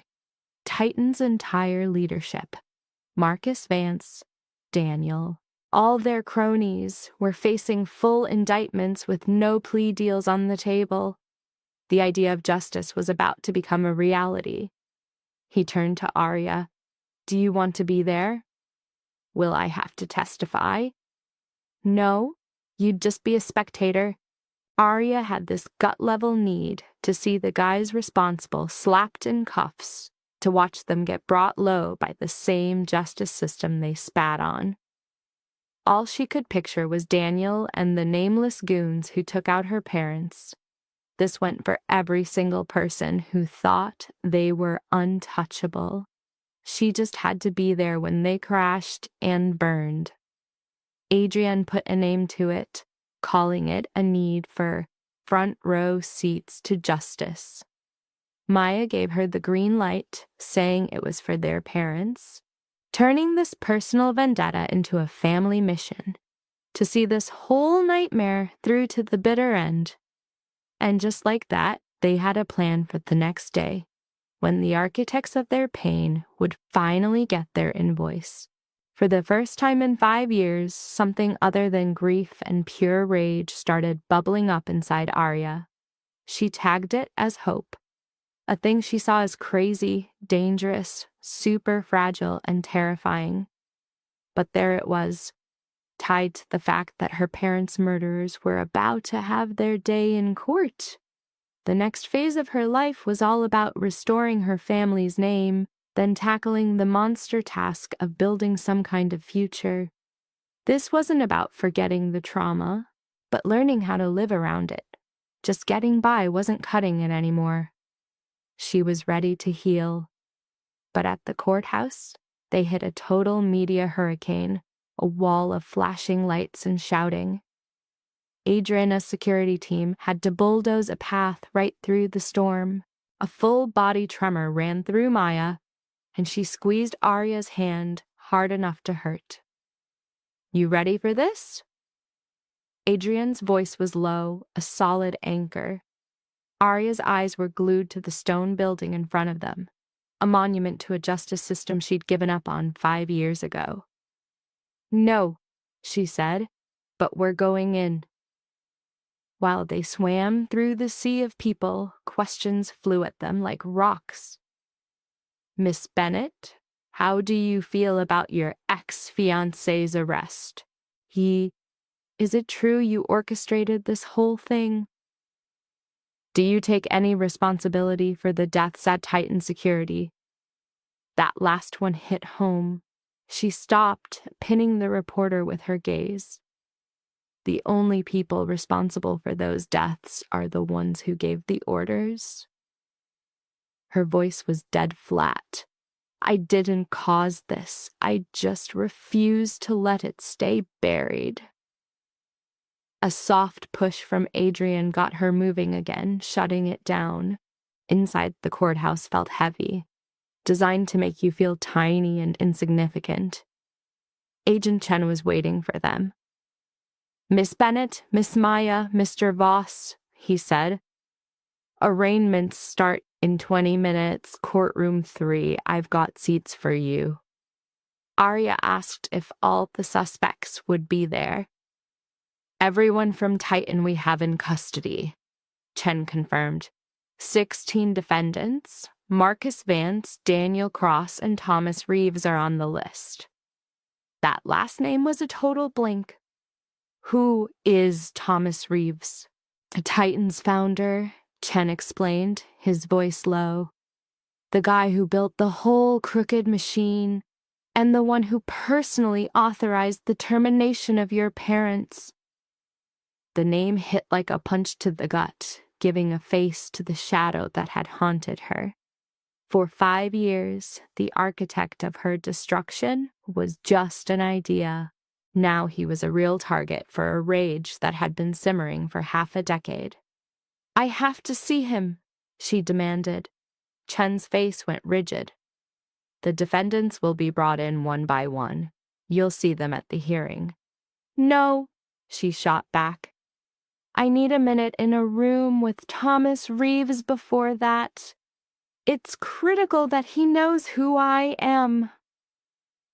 "Miss Bennett, that's highly irregular." "I couldn't care less about procedure," she snapped.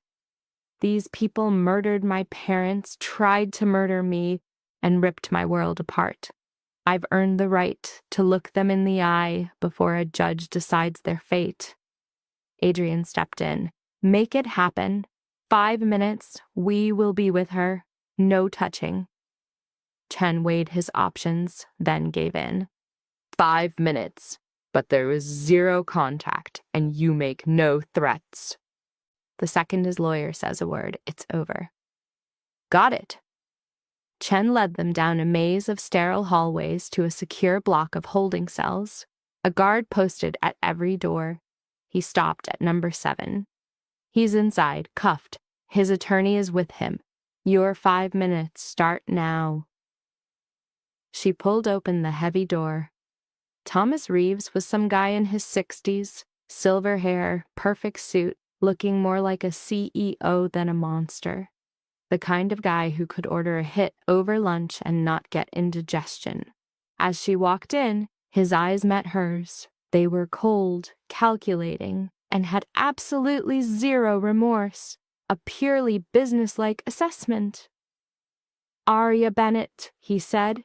His voice was smooth, like an Ivy League professor. "I was wondering when you'd finally show up." "You know who I am?" "Of course. The daughter of Helen and Robert Bennett, the rogue element that wouldn't go away, the one who pulled a single loose thread until the whole damn thing unraveled."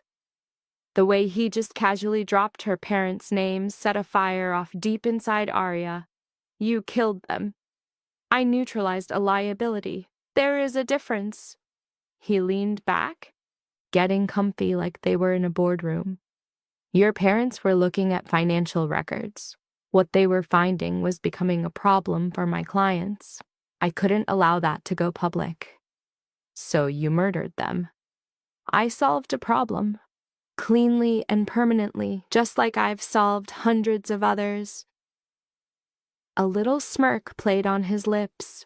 But they'd been smarter, they would have taken the warning and stopped digging. They chose not to, and there were consequences. Suddenly, Maya exploded, launching herself at him with a raw scream tearing out of her. Adrian caught her instantly. "You son of a—" "Easy," Adrian whispered. "This is the reaction he wants. Don't give it to him." Reeves watched the whole thing with mild interest, like a scientist watching rats. The younger sister, Maya, right? The college student. "You weren't at the funeral, I recall. Too busy with your campus life to notice your parents were gone." "Shut your mouth," Maya hissed. "Or you'll do what? Hit me? Please, go ahead. My lawyer would love to add harassment to the list and tank this entire case." Arya put herself between them, a human wall, her own fury now a cold, sharp weapon. Her voice, a low hum of absolute certainty, spelled out how empty his victory was. He'd cheated at a game only to realize he'd already lost everything that mattered. His entire network was in ashes, his money had evaporated. And pretty soon, a judge's gavel would sentence him to a lifetime of paying for it. He brushed her off like she was talking crazy, banking on legal tricks and thrown out evidence. He was already picturing himself free, leaving her as a target for whatever influence he had left. Even from a jail cell, he warned, his arms were still long, a whole network of favors and cash. This wasn't a threat, he said, just a simple fact about the world he thought he still ran. For 40 years, he'd built a kingdom, and he figured it was too big to fail over a few little legal problems. The organization, he bragged, would just grow new heads. In his mind, she was nothing, a cook who stumbled into a game way over her head. That cold smile was back, a mask of total superiority. And that's when Adrian showed him another fact. The room itself was a witness, and every word he said was being logged as evidence. His phone displayed the recording, a perfect mirror of the arrogance that had just signed his own conviction. For just a second, Reeves's smile flickered. He protested it was an illegal recording, totally inadmissible. "Perfectly legal," Adrian shot back. His rights had been read, and by choosing to run his mouth, he'd waived them.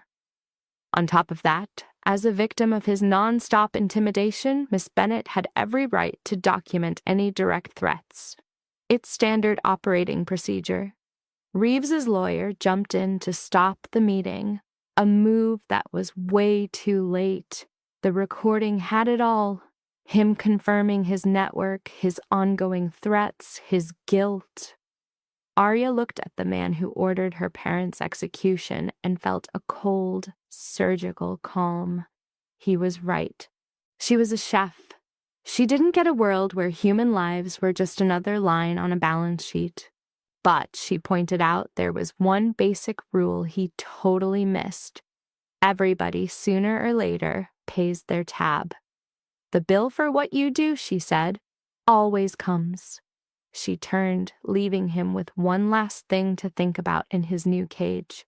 A place where every day would feel 1,000 hours long. Out in the hall, Maya was shaking with a raw need to get even. A feeling Arya admitted she shared, but he wasn't worth them trashing their own souls for 5 minutes of revenge. He feels no remorse, Maya said bitterly. Guys like him never do, Arya replied. That's just how monsters are built. Adrian's grim voice cut in, promising them his lack of a conscience wouldn't save him from the judge. They stepped into the courtroom, a space thick with the tension from media, other victims, and the cops. The defendants were marched in, one by one, their power suits swapped for the bright orange of a prison jumpsuit. Marcus Vance looked like a ghost of himself, a man completely broken. Daniel was near the end of the line, thinner, his face a wreck. When his eyes finally locked on Arya's, she saw it happen.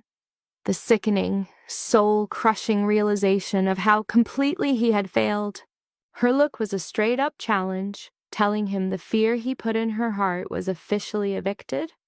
This wasn't the broken woman he tossed aside. This was the wrecking ball that just flattened his entire empire. When they hauled Thomas Reeves in, his gangster swagger was a cheap mask for the pure terror of his new reality. The judge rolls in, and the charges start flying. Conspiracy to commit murder, money laundering, racketeering. The list just kept going. They all plead not guilty. And the judge was like, nope. Bail denied, flight risk status confirmed. As they got dragged away, Arya didn't even blink. Seeing the guys who wrecked her family in cuffs didn't bring some epic, fist-pumping victory. It was just the final period on a really messed-up story. Outside, a media mob was waiting. She walked straight into the storm, hitting the mics with a statement she had locked and loaded. She was Arya Bennett. 5 years back, her parents were taken out for sniffing out corruption. For 3 years, she believed justice was a fairy tale. She let that hang in the air. I was wrong. The people responsible were now cuffed and staring down a life sentence. She sliced through the reporters shouting with a voice like steel. To anyone who's lost someone to violence, don't you dare give up. The truth, she promised, always claws its way out, and when it does, even the biggest empires turn to dust. Then she passed the mic to Agent Chen and vanished. Adrian was by the car, his face screaming how epic her speech was. It was all true, she said.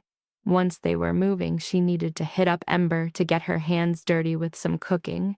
The kitchen was exactly how she left it. Her number 2, Sarah, just stared. I know, she told her, but I had to be here to do something real. Arya geared up in her chef whites, her own kind of armor. She asked what was on deck. The new tasting menu for the reopening, Sarah told her. Perfect. For hours, Arya was completely lost in the kitchen's rhythm. The clean chop of the knife, the magic of heat and ingredients. This was the peace she'd been fighting for. Not payback, but the simple, sacred act of making something. The sun was going down when Maya found her, pointing out she'd been there for 6 hours. Arya looked up, shocked at how time had just evaporated. I'm just glad you're here, Maya said, doing this. She dipped a spoon into a sauce. Miso caramel with black pepper, Arya explained, a recipe from her grandma that her mom had perfected. It was their Sunday thing, a ritual she hadn't touched since they were killed, the memory just too sharp. But as she stirred that dark, glossy liquid, she felt something shift. They took my parents, but they can't take the memories, the love she cooked with. Those things are still mine. Yeah, Maya whispered. They are. Arya plated the dish, drizzling the sauce like a work of art. She handed Maya a fork, who took a bite, and her eyes just closed. It tastes like home, she said. Like the world before it all shattered. That's what Ember is supposed to be, Arya said. A place that serves up memories and love. Adrian busted in, phone in his hand. The reservation system had totally imploded. After her speech, the demand for a table went through the roof. He showed her the screen. We are booked solid for the next 3 months, and we're not even open. That's insane, Arya breathed. He grinned. This is what winning looks like. People want a piece of your story, he said. And with food this insane, they'll keep coming. Sarah and the crew swarmed them. We need to talk hiring. If we're this slammed, we need more bodies. For the next 2 hours, they dove into logistics. Underneath the exhaustion, Arya felt something she hadn't felt in years. She was actually alive, not just a ghost going through the motions. Adrian drove her to his place. The safe house was officially retired. With the top dogs of the Titan organization caged, the immediate danger was gone. Adrian's penthouse was now her sanctuary, a spot where she could finally exhale. Maya was already there with takeout. Perfect, Arya said, collapsing on the couch, admitting she was too fried to even think about cooking again. They ate, no words needed. A soft notification pinged from Maya's phone. A slow grin spread across her face. The memorial fund just cleared $500,000. It's for grants to help little guys fight fraud. Our parents would have loved that. Yeah, they totally would have. Maya put her phone down, her vibe turning serious. How are you for real? After all this? I don't know, Arya admitted, pushing food around her plate. Ask me in a year. Right now, I'm just trying to process that this is real. The arrests, the trial. The fact that we actually won. We did win, right? I think so. But it doesn't feel like I thought it would. It's not like the movies. No big moment of peace. What's it feel like? It feels like I can breathe again. Like this massive weight I've been carrying is just gone. It feels like I can build a life now. Not just survive one. She looked right at her sister. Is that enough?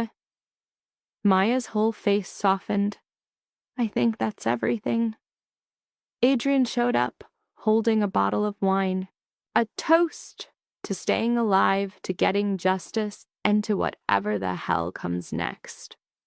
The sound of glasses clinking sealed the deal. The wine was top shelf, a quiet celebration for a brutal victory and a fresh start. But what about you? The question was for Maya, asking how she puts her own life back together. The plan is Seattle, but not yet. She wanted to stick around, watch her sister crush this new beginning. Maya's smirk gave away another reason. Being related to a celebrity chef has its perks. A celebrity, Arya scoffed. But the covers of 3 magazines this week said otherwise. The media was all over her story, but to Arya, the fame was just background noise. The only thing that felt real was the need to cook. The mission was simple. Build something beautiful out of the wreckage, a monument to walking through hell and coming out a creator. The week before Ember's relaunch was a blur of hardcore prep and media hits her publicist swore were necessary. But mostly she was in the kitchen, turning family history into food. On opening night's eve, she stood alone in the dark dining room, a space that was a dream, then a disaster, and now hers again. That's where Adrian found her. Any second thoughts? No, she said. This is a moment you just have to feel, the deep quiet before the chaos. He told her, it's gonna be a spectacle. You know that, right? She only gave him one thing. I know the food will be good. For everything else, she just shrugged. We'll see. He pulled her into a hug, giving her a new angle. You already won, Arya. This is just the victory lap. Her comeback was sharp. Since when did you get so optimistic? His answer showed how much she'd changed him. Since I met someone who proved that fighting for the right thing can actually work sometimes. He kissed her forehead and gave an order. Get some sleep. Tomorrow's huge. But sleep wasn't happening. She was awake for hours, her mind replaying the whole dark journey that got her here. Around 3 a.m, she gave up, heading to the kitchen to start work in the pre-dawn quiet. Sarah found her there at 5. Couldn't sleep either, not a wink. Too much energy in the air. Need a hand? Always. In the silent kitchen, they moved like dancers, prepping for the show as the sun came up. By the time the rest of the crew arrived, everything was perfectly in place, ready for the storm. At 5 post-meridian, the doors swung open. The first person through was Jennifer Walsh from The Times, the critic who could make or break them. The room quickly filled with a low hum of anticipation. The first ticket printed, and Arya got to work. She slipped into a state of pure focus. A general commanding an army of fire and steel, making sure every plate was a statement. This was her real purpose, not fighting villains, but creating moments of beauty and connection with her craft. As the night hit its peak, Sarah slid up next to her with a report from Table 12. They were freaking out over the Korean short rib, saying it was so good it felt like a therapy session. The ticket machine spat out a new order, the full 6-course tasting menu. Arya's crew was a single perfect unit. Every plate was a story, every flavor was a memory. By the end of the night, she was a mess of exhaustion and flour, but inside her, a joy that had been dead for 5 years was blooming. Adrian and Maya were waiting with the champagne bottle at the ready. How'd we do? Arya asked. He just turned his phone to face her. On the screen was a flood of pictures and rave reviews. Jennifer Walsh had already dropped her first take. Ember is not a restaurant. It is a resurrection. Arya Bennett basically turned her pain into a weapon, and it's delicious. This isn't just food. It's a straight-up victory lap on a plate. She reread the review. Damn right they felt it. Her entire brand is weaponized emotion. Suddenly, Sarah rolls up with the whole squad. Boss, we do this thing. Toast to a perfect opening night. You down? Absolutely. So the whole crew gathers in the heart of the kitchen, the engine room of tonight's masterpiece. Arya lifts her glass to the grind, to the code, and to proving that you can build an empire from the absolute ashes. Arya gives her crew a look that basically seals them as her ride or dies for life. They get into the victory celebration. Standing there, she feels that hit of pure, earned pride she buried under years of trauma. This ain't ego, it's a scoreboard check. After the team scatters, only Adrian and Maya are left. Maya is just mind blown by how big they won. Arya hits her with a soft "we," reminding her that her main job was holding down a bar stool. For moral support and a fat tip, Maya shoots back. The laughter felt like coming back to life. Then Adriana's phone pings and boom, the entire vibe of the room just shattered. Payday. The verdict on Marcus Vance was in. Arya's breath catches. This came down way faster than expected. He caved and took a plea deal. His lawyers saw the mountain of evidence and told him to just surrender. The deal meant admitting to every charge just to dodge the ultimate penalty. His sentence? Life in a box, no getting out ever. Thomas Reeves and most of the Titan bosses got the exact same deal. The message adds that Daniel's next, aiming for a 15 to 20-year vacation. The war was officially over. The guys who took her parents out are permanently off the board. Daniel's about to lose it all. His freedom, his rep, his whole damn life. And Arya, she just got her kingdom, her name, and her life back in one epic move. Maya's voice is just a whisper. How are you? Arya admits she's wiped, relieved, but also feeling the heavy price of this win. She looks around the room, grateful they all made it through and didn't back down. Adrian raises his glass, toasting to the fact they survived. Arya locks eyes with him, correcting it to more than survived. A total power-up moment for her. To living large, building something real, and to keeping the faith when it was totally hopeless. They drink, sealing the deal. The next few weeks are a blur of wins. Ember becomes the hottest ticket in town, drowning in 5-star reviews. Other chefs eat there and leave totally fired up. Arya beefs up her crew, tweaks the menu, and starts plotting a second location. But her real throne is at the stove, turning her dark past into pure art. Maya bounces back to Seattle, but is on a plane every month. A permanent resident at the chef's counter, always letting Arya call the shots. Adriana's own empire is blowing up, but he never misses their family dinners at Ember. The way he looks at Arya is pure, uncut respect. You could say they were both putting themselves back together. Two people forged in fire, proving that you don't erase the past. You build a fortress out of the rubble.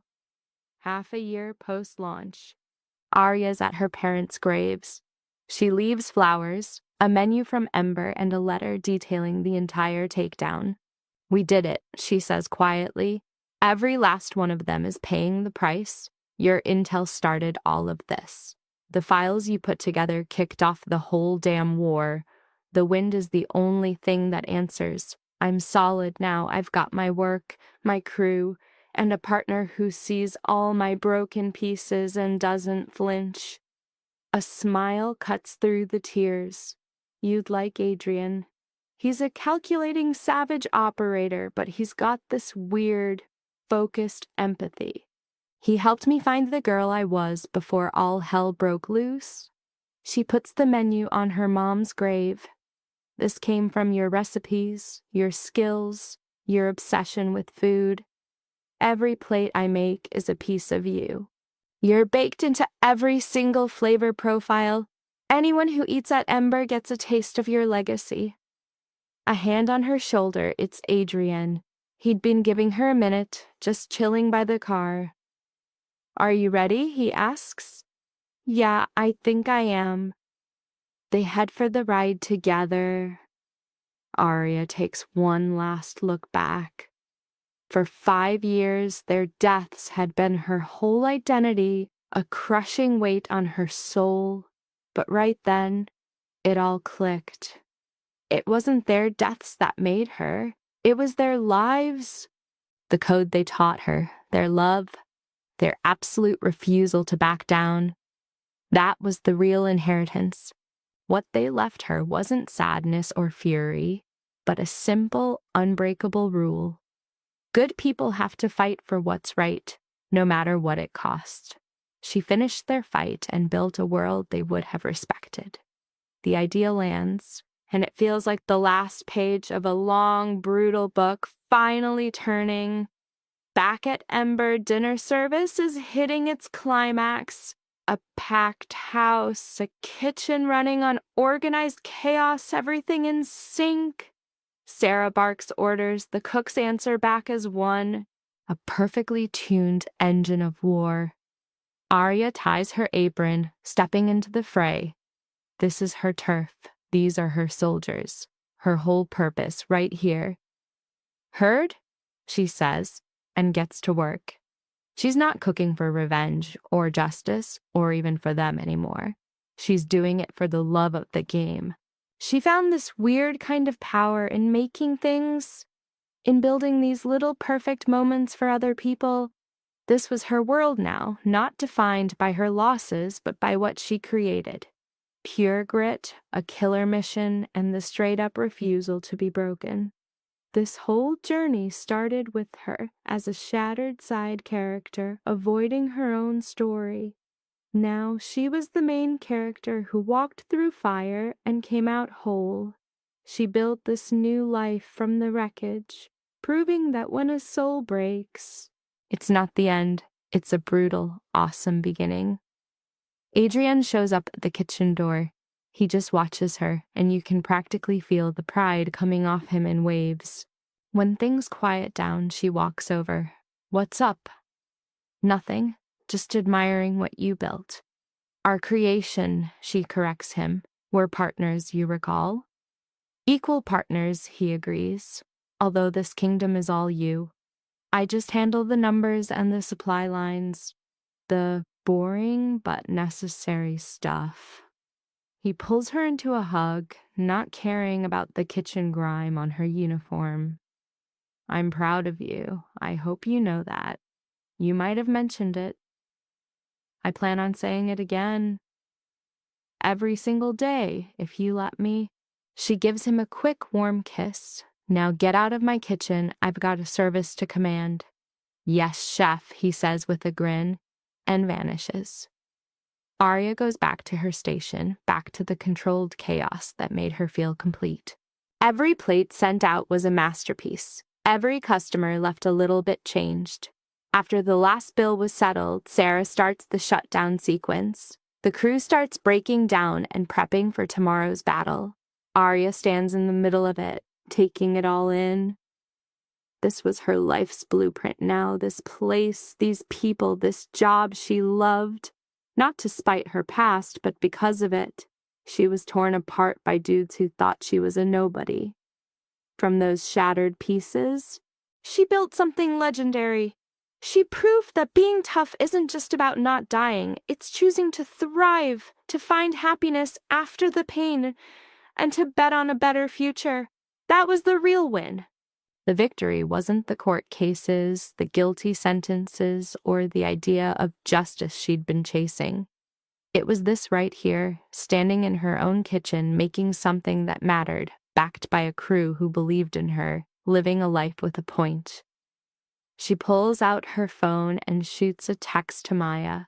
"Love you, thanks for never doubting me." The response is instant. "Always. You're my problem for life." Another text comes in from Adrian. "Dinner at my apartment tomorrow. I'm cooking." She grins. "Your culinary skills are dreadful. They are adequate." "You said so yourself." "Fine, but I am bringing the wine." "Agreed." She puts her phone away and finishes her work. Tomorrow, the whole grind would start all over again. The grind continues tomorrow, building your empire one perfect plate at a time. But for now, she's finally taking a breath.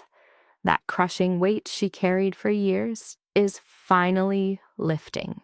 Her whole future, once laser-focused on payback, is now a wide-open map. And those guys who tried to wipe her off the face of the earth, they're learning about consequences in a concrete box. But our girl is out here, free, on top, and protected by her chosen family. That's a type of justice too, you know? Not the clean storybook kind, but the messy, brutal kind you fight for. And it is all hers.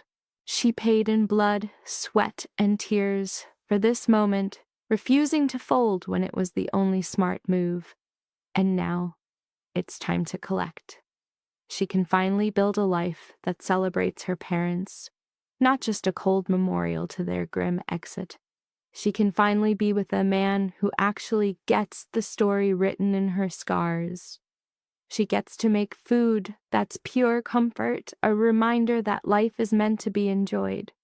This is what she leaves behind. Not a story of revenge and fire, but one of hope and comfort. It's a massive statement that good people have a right to a good life. She proved it to herself through absolute agony by just refusing to shatter. Now, she just has to live it. That's enough. That's everything. So Arya Bennett walks right back into the city, standing tall, with this deep, unshakable peace settling in her bones, totally ready for what's next. Let's be real, she's already faced the absolute worst a person can go through and came out swinging. The only thing left on her to-do list is the simple, epic mission of just living,